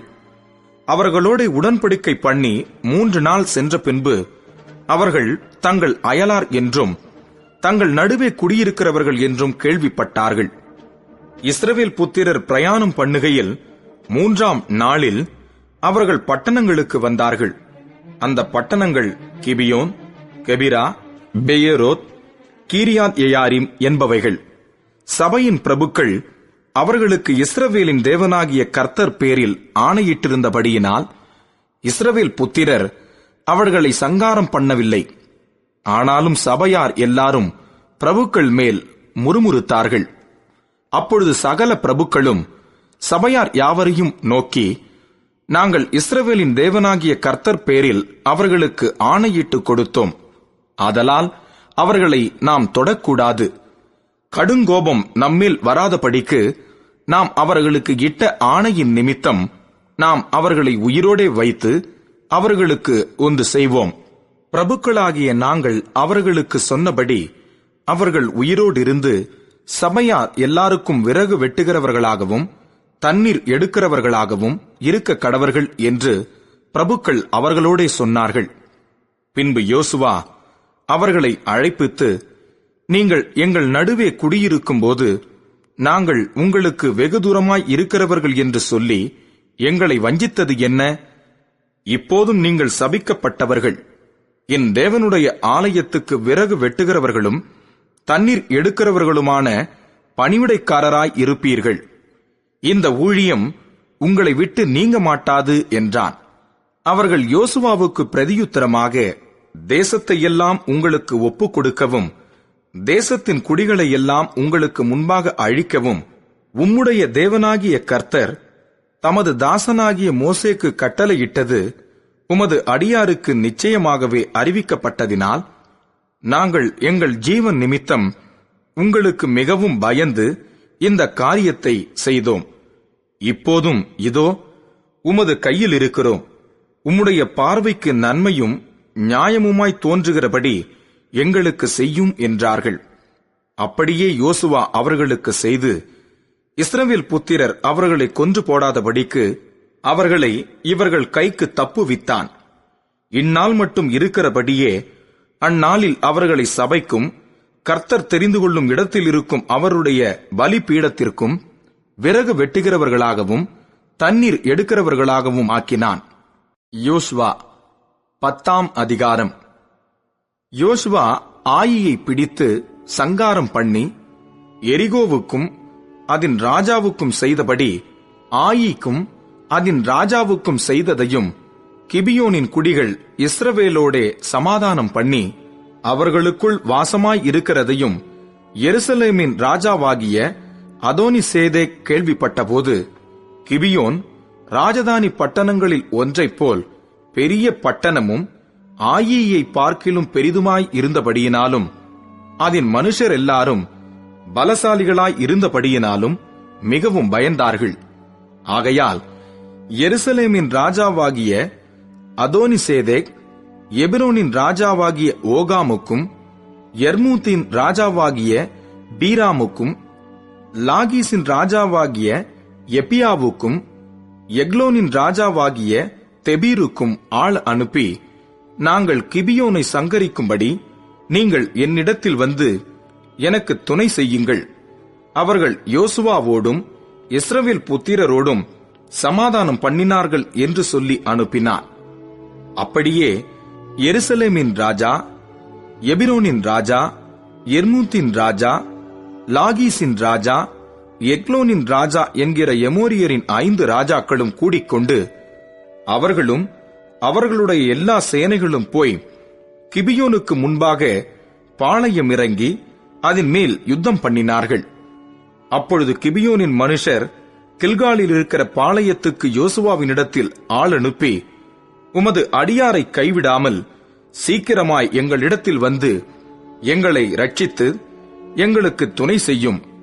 பர்வதங்களிலே குடியிருக்கிற எமோரியரின் ராஜாக்கள் எல்லாரும் எங்களுக்கு விரோதமாய் கூடினார்கள் என்று சொல்லச் சொன்னார்கள். உடனே யோசுவாவும் அவனோட கூட சகல யுத்த மனுஷரும் சகல பராக்கிரமசாலிகளும் கில்காலில் இருந்து போனார்கள். கர்த்தர் யோசுவாவை நோக்கி, அவர்களுக்கு பயப்படாயாக, உன் கைகளில் அவர்களை ஒப்புக் கொடுத்தேன், அவர்களில் ஒருவரும் உனக்கு முன்பாக நிற்பதில்லை என்றார்.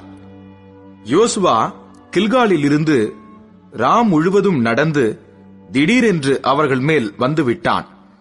கர்த்தரோ அவர்களை இஸ்ரவேலுக்கு முன்பாக கலங்க பண்ணினார். ஆகையால் அவர்களை கிபியோனிலே மகா சங்காரமாக மடங்கடித்து பெத்ரோனுக்கு போகிற வழியிலே துரத்தி அசெக்கா மட்டும் மக்கேதா மட்டும் முறியடித்தார்கள். அவர்கள் பெத்ரோனிலிருந்து இறங்குகிற வழியிலே இஸ்ரவேலுக்கு முன்பாக ஓடிப்போகையில் அசெக்கா மட்டும் ஓடுகிற அவர்கள் மேல் கர்த்தர் வானத்திலிருந்து பெரிய கற்களை விழப்பண்ணினார். அவர்கள் செத்தார்கள். இஸ்ரவேல் புத்திரர் பட்டயத்தால் கொன்றவர்களை பார்க்கிலும் கல்மழையினால் செத்தவர்கள் அதிகமாய் இருந்தார்கள். கர்த்தர் எமோரியரை இஸ்ரவேல் புத்திரருக்கு முன்பாக ஒப்புக் கொடுக்கிற அந்நாளிலே யோசுவா கர்த்தரை நோக்கி பேசி, பின்பு இஸ்ரவேலின் கண்களுக்கு முன்பாக, சூரியனே நீ கிபியோன் மேலும், சந்திரனே நீ ஆயலோன் பள்ளத்தாக்கின் மேலும் தரித்து நில்லுங்கள் என்றார். அப்பொழுது ஜனங்கள் தங்கள் சத்துருக்களுக்கு நீதியை சரிகட்டு மட்டும் சூரியன் தரித்தது, சந்திரனும் நின்றது. இது யாசேரின் புஸ்தகத்தில் எழுதியிருக்கவில்லையா? அப்படியே சூரியன் அஸ்தமிக்க தீவிரிக்காமல் ஏறக்குறைய ஒரு பகல் முழுதும் நடுவானத்தில் நின்றது. இப்படி கர்த்தர் ஒரு மனிதனுடைய சொல் கேட்ட அந்நாளையொத்த நாள் அதற்கு முன்னுமில்லை, அதற்கு பின்னுமில்லை. கர்த்தர் இஸ்ரவேலுக்காக யுத்தம் பண்ணினார். பின்பு யோசுவா இஸ்ரவேல் அனைத்தோடும் கூட கில்காலில் இருக்கிற பாளையத்துக்கு திரும்பினார். அந்த 5 ராஜாக்களும் ஓடிப்போய் மக்கேதாவில் இருக்கிற ஒரு கெபியில் ஒளித்துக் கொண்டார்கள். 5 ராஜாக்களும் மக்கேதாவில் இருக்கிற ஒரு கெபியில் ஒளித்திருந்து அகப்பட்டார்கள் என்று யோசுவாவுக்கு அறிவிக்கப்பட்டது.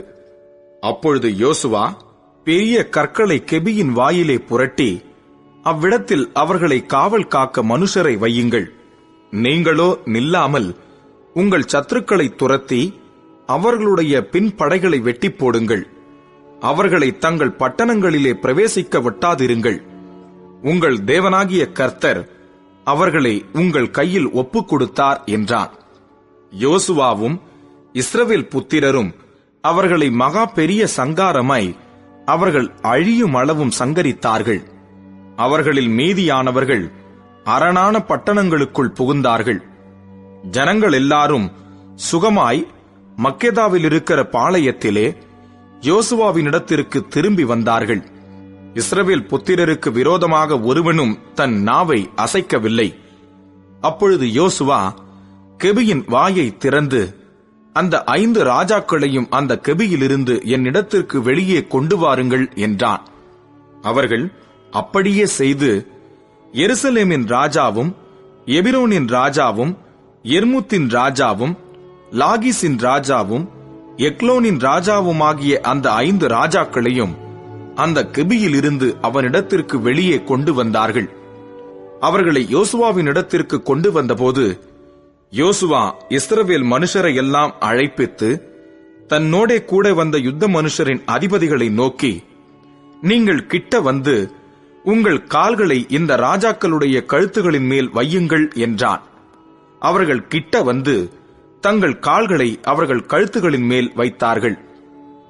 அப்பொழுது யோசுவா அவர்களை நோக்கி, நீங்கள் பயப்படாமலும் கலங்காமலும் பலத்து திடமனதாய் இருங்கள், நீங்கள் யுத்தம் பண்ணும் உங்கள் சத்துருக்களுக்கெல்லாம் கர்த்தர் இப்படியே செய்வார் என்றான். அதற்கு பின்பு யோசுவா அவர்களை வெட்டி கொன்று 5 மரங்களிலே தூக்கி போட்டான். சாயங்காலம் மட்டும் மரங்களில் தொங்கினார்கள். சூரியன் அஸ்தமிக்கிற வேளையிலே யோசுவா அவர்களை மரங்களிலிருந்து இறக்க கட்டளையிட்டான். அவர்கள் ஒளித்துக் கொண்டிருந்த கெபியிலே அவர்களை போட்டு இந்நாள் வரைக்கும் இருக்கிறபடி பெரிய கற்களை கெபியின் வாயிலே அடைத்தார்கள்.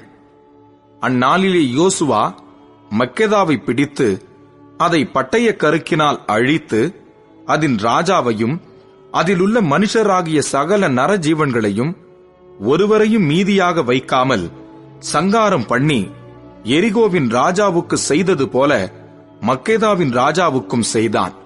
மக்கெதாவில் இருந்து யோசுவா இஸ்ரவேலர் அனைவரோடும் கூட லிப்னாவுக்கு புறப்பட்டு லிப்னாவின் மேல் யுத்தம் பண்ணினான்.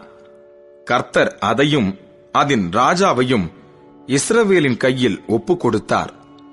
அதையும் அதிலுள்ள சகல நரஜீவன்களையும் ஒருவரையும் அதிலே மீதியாக வைக்காமல் பட்டய கருக்கினால் அழித்து எரிகோவின் ராஜாவுக்கு செய்தது போல அதின் ராஜாவுக்கும் செய்தான். லிப்னாவில் இருந்து யோசுவா இஸ்ரவேல் அனைத்தோடும் கூட லாகீசுக்கு புறப்பட்டு அதற்கு எதிரே பாளையம் இறங்கி அதன் மேல் யுத்தம் பண்ணினான். கர்த்தர் லாகீசை இஸ்ரவேலின் கையில் ஒப்புக் கொடுத்தார்.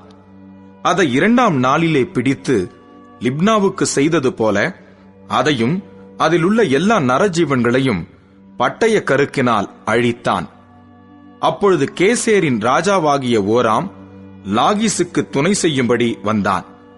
யோசுவா அவனையும் அவன் ஜனத்தையும் ஒருவனும் மீதியாயிராதபடி வெட்டி போட்டான். லாகீசிலிருந்து யோசுவாவும் இஸ்ரவேலர் அனைவரும் எக்லோனுக்கு புறப்பட்டு அதற்கு எதிரே பாளையம் இறங்கி அதன் மேல் யுத்தம் பண்ணி அதை அந்நாளிலே பிடித்து அதை பட்டய கருக்கினால் அழித்தார்கள். லாகீசுக்கு செய்தது போல அதிலுள்ள சகல நரஜீவன்களையும் அந்நாளிலே தானே சங்காரம் பண்ணினான். பின்பு எக்லோனிலிருந்து யோசுவாவும் இஸ்ரவேலர் அனைவருமாய் எபிரோனுக்கு புறப்பட்டு அதின்மேல் யுத்தம் பண்ணி அதை பிடித்து எக்லோனுக்கு செய்தது போல அதையும் அதன் ராஜாவையும் அதற்கு அடுத்த எல்லா பட்டணங்களையும் அதிலுள்ள சகல நரஜீவன்களையும் ஒருவரையும் மீதியாக வைக்காமல் பட்டய கருக்கினால் அழித்தார்கள். அதையும் அதிலுள்ள சகல நரஜீவன்களையும் சங்காரம் பண்ணினான். பின்பு யோசுவா இஸ்ரவேலர் அனைவரோடும் கூட தெபீருக்கு திரும்பி போய் அதன் மேல் யுத்தம் பண்ணி அதையும் அதன் ராஜாவையும் அதைச் சேர்ந்த எல்லா பட்டணங்களையும் பிடித்தான். அவைகளை பட்டய கருக்கினால் அழித்து அதிலுள்ள நரஜீவன்களை எல்லாம் ஒருவரையும் மீதியாக வைக்காமல் சங்காரம் பண்ணினார்கள். எபிரோனுக்கும் லிப்னாவுக்கும் அவைகளின் ராஜாவுக்கும் செய்தது போல தெபீருக்கும் அதன் ராஜாவுக்கும் செய்தான். இப்படியே யோசுவா மலைத்தேசம் அனைத்தையும் தென் தேசத்தையும் சமபூமியையும் நீர்ப்பாய்ச்சலான இடங்களையும் அவைகளின் எல்லா ராஜாக்களையும் ஒருவரையும் மீதியாக வைக்காமல் அழித்து இஸ்ரவேலின் தேவனாகிய கர்த்தர் கட்டளையிட்டபடியே சுவாசமுள்ள எல்லாவற்றையும் சங்காரம் பண்ணி காதேஸ் பர்னேயா துவக்கி காத்சா மட்டும் இருக்கிறதையும் கிபியோன் மட்டும் இருக்கிற கோசேன் தேசம் அனைத்தையும் அழித்தான். அந்த ராஜாக்கள் எல்லாரையும் அவர்கள் தேசத்தையும் யோசுவா ஒருமிக்க பிடித்தான். இஸ்ரவேலின் தேவனாகிய கர்த்தர் இஸ்ரவேலுக்காக யுத்தம் பண்ணினார். பின்பு யோசுவா இஸ்ரவேல் அனைத்தோடும் கூட கில்காலில் இருக்கிற பாளையத்துக்கு திரும்பினான். யோசுவா 11ஆம் அதிகாரம். ஆத்சோரின் ராஜாவாகிய யாபின் அதை கேள்விப்பட்டபோது அவன் மாதோனின் ராஜாவாகிய யோபாபிடத்திற்கும் சிம்ரோனின் ராஜாவிடத்திற்கும் அக்சாபின் ராஜாவிடத்திற்கும் வடக்கே இருக்கிற மலைகளிலும் கின்னரோத்துக்கு தெற்கே இருக்கிற நாட்டுப்புறத்திலும் சமபூமியிலும் மேற்கு எல்லையாகிய தோரிலும் இருக்கிற ராஜாக்களிடத்திற்கும் கிழக்கேயும் மேற்கேயும் இருக்கிற கானானியரிடத்திற்கும் மலைகளில் இருக்கிற எமோரியர், ஏத்தியர், பெரிசியர், எபூசியரிடத்திற்கும் எர்மோன் மலையின் அடியிலே மிஸ்பா சீமையில் இருக்கிற ஏவியரிடத்திற்கும் ஆள் அனுப்பினான். அவர்கள் கடற்கரை மணலை போல் ஏராளமான திரண்ட ஜனமாகிய தங்களுடைய எல்லா சேனைகளோடும் மகா ஏராளமான குதிரைகளோடும் ரதங்களோடும் கூட புறப்பட்டார்கள். இந்த ராஜாக்கள் எல்லாரும் கூடி இஸ்ரவேலோடு யுத்தம் பண்ண வந்து மேரோம் என்கிற ஏரி அண்டையிலே ஏகமாய் பாளையம் இறங்கினார்கள். அப்பொழுது கர்த்தர் யோசுவாவை நோக்கி, அவர்களுக்கு பயப்படாயாக. நாளை இந்நேரத்திலே நான் அவர்களை எல்லாம் இஸ்ரவேலுக்கு முன்பாக வெட்டுண்டவர்களாக ஒப்புக் கொடுப்பேன். நீ அவர்கள் குதிரைகளின் குதிக்கால் நரம்புகளை அறுத்து அவர்கள் ரதங்களை அக்கினியால் சுட்டெரிக்க கடவாய் என்றார். யோசுவாவும் அவனோட கூட யுத்த ஜனங்கள் அனைவரும் திடீரென்று மேரோம் ஏரியண்டையில் இருக்கிற அவர்களிடத்தில் வந்து அவர்கள் மேல் விழுந்தார்கள். கர்த்தர் அவர்களை இஸ்ரவேலின் கையில் ஒப்புக் கொடுத்தார். அவர்களை முறிய அடித்து பெரிய சீதோன் மட்டும் மிஸ்ரபோத் மாயிம் மட்டும் கிழக்கே இருக்கிற மிஸ்பே பள்ளத்தாக்கு மட்டும் துரத்தி அவர்களில் ஒருவரும் மீதியாய் இராதபடி அவர்களை வெட்டி போட்டார்கள். யோசுவா கர்த்தர் தனக்கு சொன்னபடி அவர்களுக்கு செய்து அவர்கள் குதிரைகளின் குதிக்கால் நரம்புகளை அறுத்து அவர்கள் ரதங்களை அக்கினியால் சுட்டெரித்தான். அக்காலத்திலே யோசுவா திரும்பி ஆத்சோரை பிடித்து அதன் ராஜாவை பட்டயத்தினால் வெட்டி போட்டான். ஆத்சோர் முன்னே அந்த ராஜ்யங்களுக்கெல்லாம் தலைமையான பட்டணமாய் இருந்தது. அதில் இருந்த நர ஜீவன்களை எல்லாம் பட்டய கருக்கினால் வெட்டி சங்காரம் பண்ணினார்கள். சுவாசம் உள்ளது ஒன்றும் மீதியானதில்லை. ஆத்சோரையோ அக்கினியால் சுட்டெரித்தான்.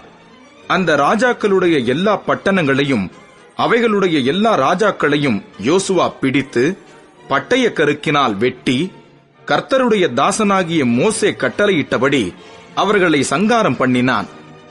ஆனாலும் தங்கள் அரணிப்போடே இருந்த பட்டணங்களை எல்லாம் இஸ்ரவேலர் சுட்டெரித்து போடாமல் வைத்தார்கள். ஆத்சோரை மாத்திரம் யோசுவா சுட்டெரித்து போட்டான். அந்த பட்டணங்களில் உள்ள மிருக ஜீவன்களையும் மற்ற கொள்ளைப் பொருள்களையும் இஸ்ரவேல் புத்திரர் தங்களுக்கென்று எடுத்துக்கொண்டார்கள். ஆனாலும் எல்லா மனுஷரையும் அழித்து தீரு மட்டும் அவர்களை பட்டய கருக்கினால் வெட்டி போட்டார்கள். சுவாசமுள்ள ஒன்றையும் அவர்கள் மீதியாக வைக்கவில்லை. கர்த்தர் தமது தாசனாகிய மோசேக்கு எப்படி கட்டளையிட்டிருந்தாரோ அப்படியே மோசே யோசுவாவுக்கு கட்டளையிட்டிருந்தான். அப்படியே யோசுவா செய்தான். அவன் கர்த்தர் மோசேக்கு கட்டளையிட்டதில் ஒன்றையும் செய்யாமல் விடவில்லை. இந்த பிரகாரமாக யோசுவா சேயீருக்கு ஏறிப்போகிற ஆலாக் மலை துவக்கி லீபனோனின் பள்ளத்தாக்கில் எர்மோன் மலையடியில் இருக்கிற பாகால் காத் மட்டுமுள்ள அந்த முழு தேசமாகிய மலைகளையும் தென் தேசம் யாவையும் கோசேன் தேசத்தையும் சமனான பூமியையும் நாட்டுப்புறத்தையும் இஸ்ரவேலின் மலைகளையும் அதன் சம பூமியையும் பிடித்துக் கொண்டு அவைகளின் ராஜாக்களை எல்லாம் பிடித்து அவர்களை வெட்டி கொன்று போட்டான். யோசுவா நெடுநாளாய் அந்த ராஜாக்கள் எல்லாரோடும் யுத்தம் பண்ணினான். கிபியோனின் குடிகளாகிய ஏவியரை தவிர ஒரு பட்டணமும் இஸ்ரவேல் புத்திரரோடே சமாதானம் பண்ணவில்லை. மற்றெல்லா பட்டணங்களையும் யுத்தம் பண்ணி பிடித்தார்கள். யுத்தம் பண்ண இஸ்ரவேலுக்கு எதிராக வரும்படிக்கு அவர்களுடைய இருதயம் கடினமானதும், இப்படியே அவர்கள் பேரில் இரக்கம் உண்டாகாமல் கர்த்தர் மோசேக்கு கட்டளையிட்டபடி அவர்களை அழித்து சங்காரம் பண்ணினதும் கர்த்தரால் வந்த காரியமாய் இருந்தது. அக்காலத்திலே யோசுவா போய் மலை தேசமாகிய எபிரோனிலும் தெபீரிலும் ஆனாபிலும் யூதாவின் சகல மலைகளிலும் இஸ்ரவேலின் சகல மலைகளிலும் இருந்த ஏனாக்கியரை நிக்கிரகம் பண்ணி அவர்களை அவர்கள் பட்டணங்களோடும் கூட சங்கரித்தான். இஸ்ரவேல் புத்திரரின் தேசத்தில் ஏனாக்கியர் ஒருவரும் மீதியாக வைக்கப்படவில்லை. காசாவிலும் காத்திலும் அஸ்தோத்திலும் மாத்திரம் சிலர் மீதியாய் இருந்தார்கள். அப்படியே யோசுவா கர்த்தர் மோசேயினிடத்தில் சொன்னபடியெல்லாம் தேசம் அனைத்தையும் பிடித்து அதை இஸ்ரவேலருக்கு அவர்கள் கோத்திரங்களுடைய பங்குகளின்படியே சுதந்திரமாக கொடுத்தான். யுத்தம் ஓய்ந்ததினால் தேசம் அமைதலாய் இருந்தது. யோசுவா 12ஆம் அதிகாரம். யோர்தானுக்கு அப்புறத்தில் சூரியன் உதயமாகிற திசையிலே அர்னோன் ஆறு துவக்கி எர்மோன் மலை மட்டும் கிழக்கே சமபூமி எல்லையிலெல்லாம் உள்ள ராஜாக்களை இஸ்ரவேல் புத்திரர் முறிய அடித்து அவர்களுடைய தேசங்களையும் சுதந்திரித்துக் கொண்டார்கள். அந்த ராஜாக்களில் எஸ்போனில் குடியிருந்த எமோரியரின் ராஜாவாகிய சீகோன் அர்னோன் ஆற்றங்கரையில் இருக்கிற ஆரோவேர் தொடங்கி ஆற்றின் நடுமையமும் பாதி கீலேயாத்தும் உட்பட அம்மோன் புத்திரரின் எல்லையான யாபோக்கு ஆறு மட்டுமுள்ள தேசத்தையும், சமனான வெளி துவக்கி கிழக்கே இருக்கிற கின்னரோத் கடல் மட்டும், பெத்யசீமோத் வழியாய் கிழக்கே இருக்கிற சமனான வெளியின் கடலாகிய உப்பு கடல் மட்டும் இருக்கிற தேசத்தையும், தெற்கே அஸ்தோத் பிஸ்காவுக்கு தாழ்வாய் இருக்கிற தேசத்தையும் ஆண்டான். ராட்சதரில் மீதியான பாசானின் ராஜாவாகிய ஓகின் எல்லையையும் சுதந்திரித்துக் கொண்டார்கள். அவன் அஸ்தரோத்திலும் எத்ரேயிலும் வாசம் பண்ணி எர்மோன் மலையையும் சல்காவையும் கெசூரியர் மாகாத்தியர் எல்லை மட்டும் எஸ்போனின் ராஜாவாகிய சீகோனின் எல்லையாயிருந்த பாதி கீலேயாத் மட்டும் இருக்கும் பாசான் அனைத்தையும் ஆண்டான். அவர்களை கர்த்தரின் தாசனாகிய மோசேயும் இஸ்ரவேல் புத்திரரும் முறிய அடித்தார்கள். அத்தேசத்தை கர்த்தரின் தாசனாகிய மோசே ரூபனியருக்கும் காத்தியருக்கும் மனாசேயின் பாதி கோத்திரத்துக்கும் சுதந்திரமாக கொடுத்தான். யோர்தானுக்கு இப்புறத்திலே மேற்கே லீபனோனின் பள்ளத்தாக்கில் உள்ள பாகால் காத் முதற்கொண்டு சேயீருக்கு ஏறி போகிற ஆலாக் மலை மட்டும், மலைகளிலும் பள்ளத்தாக்குகளிலும் சம பூமியிலும் மலைகளுக்கடுத்த புறங்களிலும் வனாந்தரத்திலும் தெற்கு தேசத்திலும் இருக்கிறதும், யோசுவா இஸ்ரவேல் கோத்திரங்களுக்கு சுதந்திரமாக பங்கிட்டதுமான ஏத்தியர், எமோரியர், கானானியர், பெரிசியர், ஏவியர், எபூசியர் என்பவர்களுடைய தேசத்தில் இருந்தவர்களும், யோசுவாவும் இஸ்ரவேல் புத்திரரும் முறிய அடித்தவர்களுமான ராஜாக்கள் யாரெனில், எரிகோவின் ராஜா ஒன்று, பெத்தேலுக்கு அருகான ஆயியின் ராஜா ஒன்று, எருசலேமின் ராஜா ஒன்று, எபிரோனின் ராஜா ஒன்று, எர்மூத்தின் ராஜா ஒன்று, லாகீசின் ராஜா ஒன்று, எக்லோனின் ராஜா ஒன்று, கேசீரின் ராஜா ஒன்று, தெபீரின் ராஜா ஒன்று, கெதேரின் ராஜா ஒன்று, ஒர்மாவின் ராஜா ஒன்று, ஆராதின் ராஜா ஒன்று, லிப்னாவின் ராஜா ஒன்று, அதுல்லாமின் ராஜா ஒன்று, மகேதாவின் ராஜா ஒன்று, பெத்தேலின் ராஜா ஒன்று, தப்புவாவின் ராஜா ஒன்று, எப்பேரின் ராஜா ஒன்று, ஆபெக்கின் ராஜா ஒன்று, லசரோனின் ராஜா ஒன்று, மாதோனின் ராஜா ஒன்று, ஆத்சோரின் ராஜா ஒன்று, சிம்ரோன் மேரோனின் ராஜா ஒன்று, அக்சாபின் ராஜா ஒன்று, தானாகின் ராஜா ஒன்று, மெகிதோவின் ராஜா ஒன்று, கேதேசின் ராஜா ஒன்று, கர்மேலுக்கடுத்த யொக்னியாமின் ராஜா ஒன்று, தோரின் கரையைச் சேர்ந்த தோரின் ராஜா ஒன்று, கில்காலுக்கடுத்த ஜாதிகளின் ராஜா ஒன்று, திர்சாவின் ராஜா ஒன்று. ஆக இவர்கள் எல்லாரும் 31 ராஜாக்கள். யோசுவா 13ஆம் அதிகாரம். யோசுவா வயது சென்று முதிர்ந்தவனான போது கர்த்தர் அவனை நோக்கி, நீ வயது சென்றவனும் முதிர்ந்தவனுமானாய். சுதந்திரித்துக் கொள்ள வேண்டிய தேசம் இன்னும் மகா விஸ்தாரமாய் இருக்கிறது. மீதியாய் இருக்கிற தேசம் எவையெனில், எகிப்துக்கு எதிரான சீகோர் ஆறு துவக்கி கானானியரைச் சேர்ந்ததாக எண்ணப்படும் வடக்கே இருக்கிற எக்ரோனின் எல்லை மட்டுமுள்ள பெலிஸ்தரின் எல்லா எல்லைகளும், கெசூரிம் முழுவதும், காசா, அஸ்தோத், அஸ்கலோன், காத், எக்ரோன் என்கிற பட்டணங்களில் இருக்கிற பெலிஸ்தருடைய 5 அதிபதிகளின் நாடும், ஆவியரின் நாடும், தெற்கே துவக்கி ஆபெக் மட்டும் எமோரியர் எல்லை வரைக்கும் இருக்கிற கானானியரின் சகல தேசமும், சீதோனியருக்கடுத்த மெயரா நாடும், கிப்லியரின் நாடும், சூரியோதய புறத்தில் எர்மோன் மலையடிவாரத்தில் இருக்கிற பாகால்காத் முதற்கொண்டு ஆமாத்துக்குள் பிரவேசிக்க மட்டுமுள்ள லீபனோன் முழுவதும், லீபனோன் துவக்கி மிஸ்ரபோத்மாயி மட்டும் மலைகளில் குடியிருக்கிற யாவருடைய நாடும், சீதோனியருடைய எல்லா நாடும் தானே. நான் அவர்களை இஸ்ரவேல் புத்திரருக்கு முன்பாக துரத்துவேன். நான் உனக்கு கட்டளையிட்டபடியே நீ இஸ்ரவேலுக்கு சுதந்திரமாக சீட்டுகளை மாத்திரம் போட்டு தேசத்தை பங்கிட வேண்டும். ஆதலால் இந்த தேசத்தை 9 கோத்திரங்களுக்கும் மனாசேயின் பாதி கோத்திரத்துக்கும் சுதந்திரமாக பங்கிடு என்றார். மனாசேயின் பாதி கோத்திரத்தாரும் ரூபனியரும் காத்தியரும் தங்கள் சுதந்திரத்தை அடைந்து தீர்ந்தது. அதை கர்த்தரின் தாசனாகிய மோசே யோர்தானுக்கு அப்புறத்தில் கிழக்கே அவர்களுக்கு கொடுத்தான்.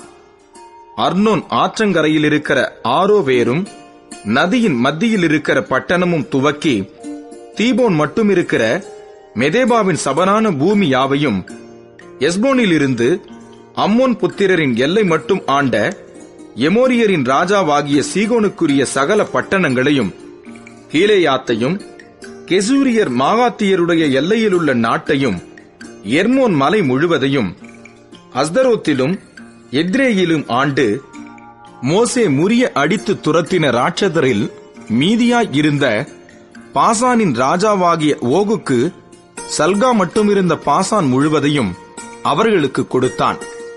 இஸ்ரவேல் புத்திரரோ கெசூரியரையும் மாகாத்தியரையும் துரத்திவிடவில்லை.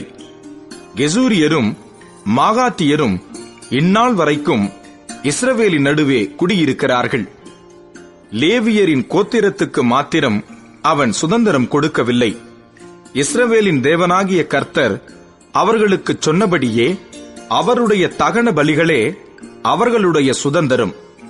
மோசே ரூபன் புத்திரரின் கோத்திரத்துக்கு அவர்களுடைய வம்சங்களுக்கு தக்கதாக சுதந்திரம் கொடுத்தான்.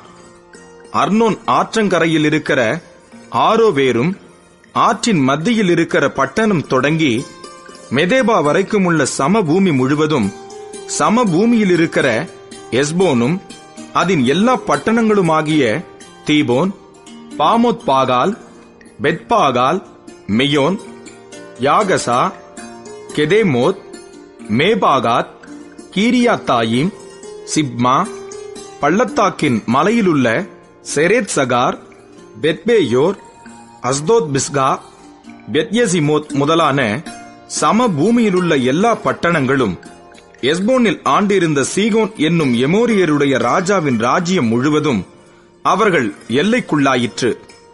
அந்த சீகோனையும் தேசத்திலே குடியிருந்து சீகோனின் அதிபதியாய் இருந்த ஏவி, ரெகேம், சூர், ஊர், ரேபா என்னும் மீதியானின் பிரபுக்களையும் மோசே வெட்டி போட்டான். இஸ்ரவேல் புத்திரர் வெட்டின மற்றவர்களோடும் கூட பேயோரின் குமாரனாகிய பாலாம் என்னும் குறி சொல்லுகிறவனையும் பட்டயத்தினால் வெட்டி போட்டார்கள். அப்படியே யோர்தானும் அதற்கு அடுத்ததும் ரூபன் புத்திரரின் எல்லையாயிற்று. இந்த பட்டணங்களும் இவைகளின் கிராமங்களும் ரூபன் புத்திரருக்கு அவர்கள் வம்சங்களின்படி வந்த சுதந்திரம்.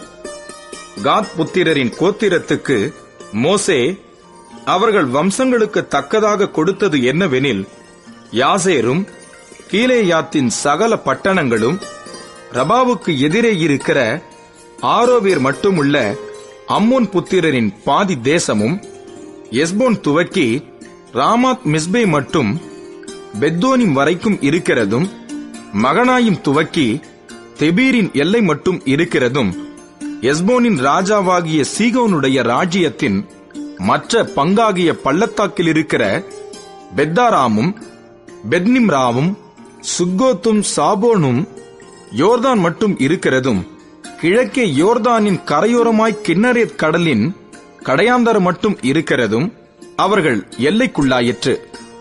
இந்த பட்டணங்களும் இவைகளின் கிராமங்களும் காத் புத்திரருக்கு அவர்களுடைய வம்சங்களின்படி வந்த சுதந்திரம். மனாசே புத்திரரின் பாதி கோத்திரத்துக்கும் மோசே அவர்கள் வம்சத்துக்கு தக்கதாக கொடுத்தான். மகனாயும் துவக்கி பாசானின் ராஜாவாகிய ஓகேன், முழு ராஜ்யமாயிருக்கிற பாசான் முழுவதும், பாசானிலுள்ள யாவீரின் சகல ஊர்களுமான 60 பட்டணங்கள் அவர்கள் எல்லைக்குள்ளாயிற்று. பாதி கீலேயாத்தையும், பாசானிலே அஸ்தரோத், எத்ரேயி என்னும் ஓகு ராஜ்யத்தின் பட்டணங்களையும் மனாசேயின் குமாரனாகிய மாகீரின் புத்திரர் பாதி பேருக்கு அவர்களுடைய வம்சங்களின்படியே கொடுத்தான். மோசே கிழக்கே எரிகோவின் அருகே யோர்தானுக்கு அக்கரையில் இருக்கிற மோவாபின் சமனான வெளிகளில் சுதந்திரமாக கொடுத்தவைகள் இவைகளே.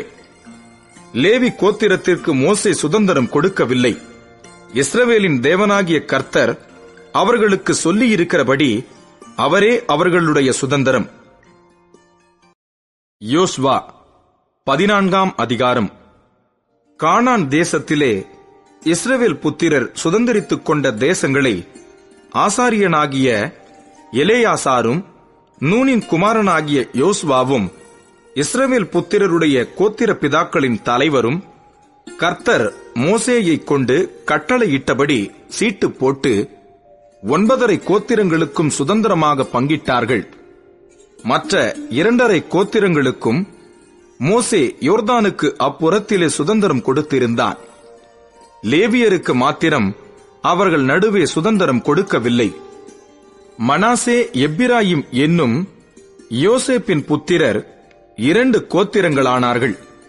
ஆதலால் அவர்கள் லேவியருக்கு தேசத்திலே பங்கு கொடாமல் குடியிருக்கும்படி பட்டணங்களையும் அவர்களுடைய ஆடு மாடுகள் முதலான சொத்துக்காக வெளி நிலங்களையும் மாத்திரம் அவர்களுக்கு கொடுத்தார்கள். கர்த்தர் மோசேக்கு கட்டளையிட்டபடி இஸ்ரவேல் புத்திரர் செய்து தேசத்தை பங்கிட்டார்கள். அப்பொழுது யூதாவின் புத்திரர் கில்காலிலே யோசுவாவினிடத்தில் வந்தார்கள். கேனாசியனான எப்புன்னேயின் குமாரனாகிய காலேப் அவனை நோக்கி, காதேஸ் பர்னேயாவிலே கர்த்தர் என்னை குறித்தும் உம்மை குறித்தும் தேவனுடைய மனுஷனாகிய மோசேயோடே சொன்ன வார்த்தையை நீர் அறிவீர். தேசத்தை வேவு பார்க்க கர்த்தரின் தாசனாகிய மோசே என்னை காதேஸ் பர்னேயாவில் இருந்து அனுப்புகிற போது எனக்கு 40 வயதாய் இருந்தது. என் இருதயத்தில் உள்ளபடியே அவருக்கு மறு செய்தி கொண்டு வந்தேன். ஆனாலும் என்னோடே கூட வந்த என் சகோதரர் ஜனத்தின் இருதயத்தை கரைய பண்ணினார்கள். நானோ என் தேவனாகிய கர்த்தரை உத்தமமாய் பின்பற்றினேன்.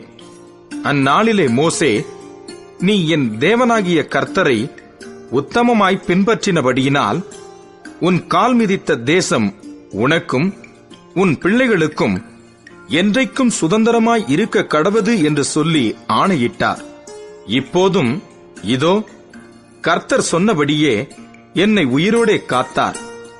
இஸ்ரவேலர் வனாந்தரத்தில் சஞ்சரிக்கையில் கர்த்தர் அந்த வார்த்தையை மோசேயோடே சொல்லி இப்போது 45 வருஷமாயிற்று. இதோ இன்று நான் 85 வயதுள்ளவன். மோசே என்னை அனுப்புகிற நாளில் எனக்கு இருந்த அந்த பலன் இந்நாள் வரைக்கும் எனக்கு இருக்கிறது. யுத்தத்திற்கு போக்கும் வரத்துமாய் இருக்கிறதற்கு அப்போது எனக்கு இருந்த பலன் இப்போதும் எனக்கு இருக்கிறது. ஆகையால் கர்த்தர் அந்நாளிலே சொன்ன இந்த மலைநாட்டை எனக்கு தாரும். அங்கே ஏனாக்கியரும் அரணிப்பான பெரிய பட்டணங்களும் உண்டென்று நீர் அந்நாளிலே கேள்விப்பட்டீரே. கர்த்தர் என்னோடு இருப்பாரானால் கர்த்தர் சொன்னபடி அவர்களை துரத்தி விடுவேன் என்றான். அப்பொழுது யோசுவா எப்புன்னேயின் குமாரனாகிய காலேபை ஆசீர்வதித்து எபிரோனை அவனுக்கு சுதந்திரமாக கொடுத்தான். ஆதலால் கேனாசியனான எப்புன்னேயின் குமாரனாகிய காலேப் இஸ்ரவேலின் தேவனாகிய கர்த்தரை உத்தமமாய் பின்பற்றினபடியினால் இந்நாள் மட்டும் இருக்கிறபடி எபிரோன் அவனுக்கு சுதந்திரமாயிற்று. முன்னே எபிரோனுக்கு கீரியாத் அர்பா என்று பேர் இருந்தது. அர்பா என்பவன் ஏனாக்கியருக்குள்ளே பெரிய மனுஷனாய் இருந்தான். யுத்தம் ஓய்ந்ததினால் தேசம் அமைதலாயிருந்தது. யோசுவா 15ஆம் அதிகாரம். யூதா புத்திரரின் கோத்திரத்திற்கு அவர்களுடைய வம்சங்களின்படி உண்டான பங்கு வீதமாவது, ஏதோமின் எல்லைக்கு அருகான சீன் வனாந்தரமே தென்புறத்தின் கடை எல்லை. தென்புறமான அவர்களுடைய எல்லை உப்புக்கடலின் கடைசியில் தெற்கு முகமாய் இருக்கிற முனை துவக்கி தென்புறத்தில் இருக்கிற அக்ராபீமின் மேடுகளுக்கும் அங்கே இருந்து சீனுக்கும் போய் தெற்கே இருக்கிற காதேஸ் பர்னேயாவுக்கு ஏறி எஸ்ரோனை கடந்து ஆதாருக்கு ஏறி கர்காவை சுற்றிப் போய் அஸ்மோனுக்கும் அங்கே இருந்து எகிப்தின் ஆற்றுக்கும் சென்று கடல் மட்டும் போய் முடியும். இதுவே உங்களுக்கு தென்புறமான எல்லையாய் இருக்கும் என்றான். கீழ்ப்புறமான எல்லை யோர்தான் முகத்வாரம் மட்டும் இருக்கிற உப்புக்கடல்.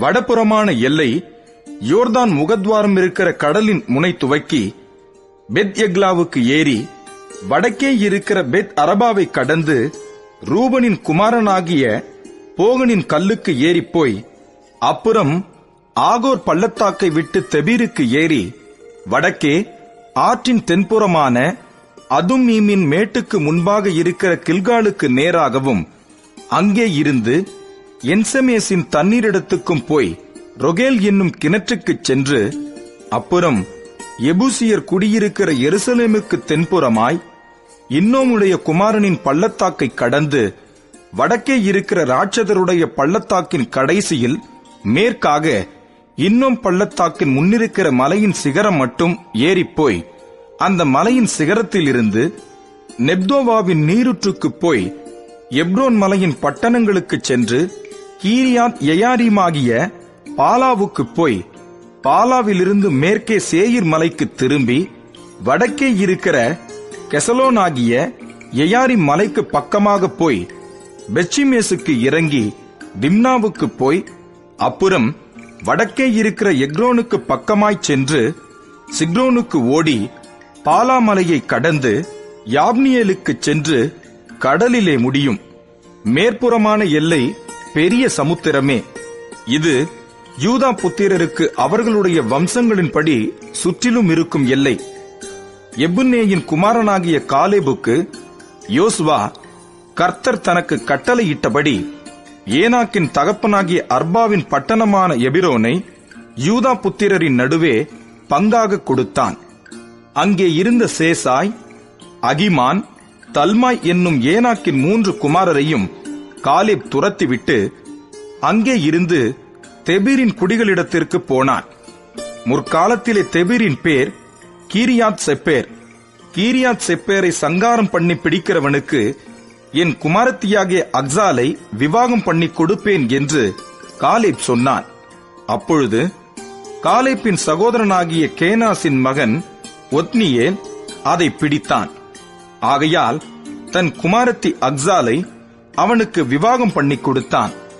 அவள் புறப்படுகையில் என் தகப்பனிடத்தில் ஒரு வயல்வெளியை கேட்க வேண்டும் என்று அவனிடத்தில் உத்தரவு பெற்றுக்கொண்டு கழுதையின் மேலிருந்து இறங்கினாள்.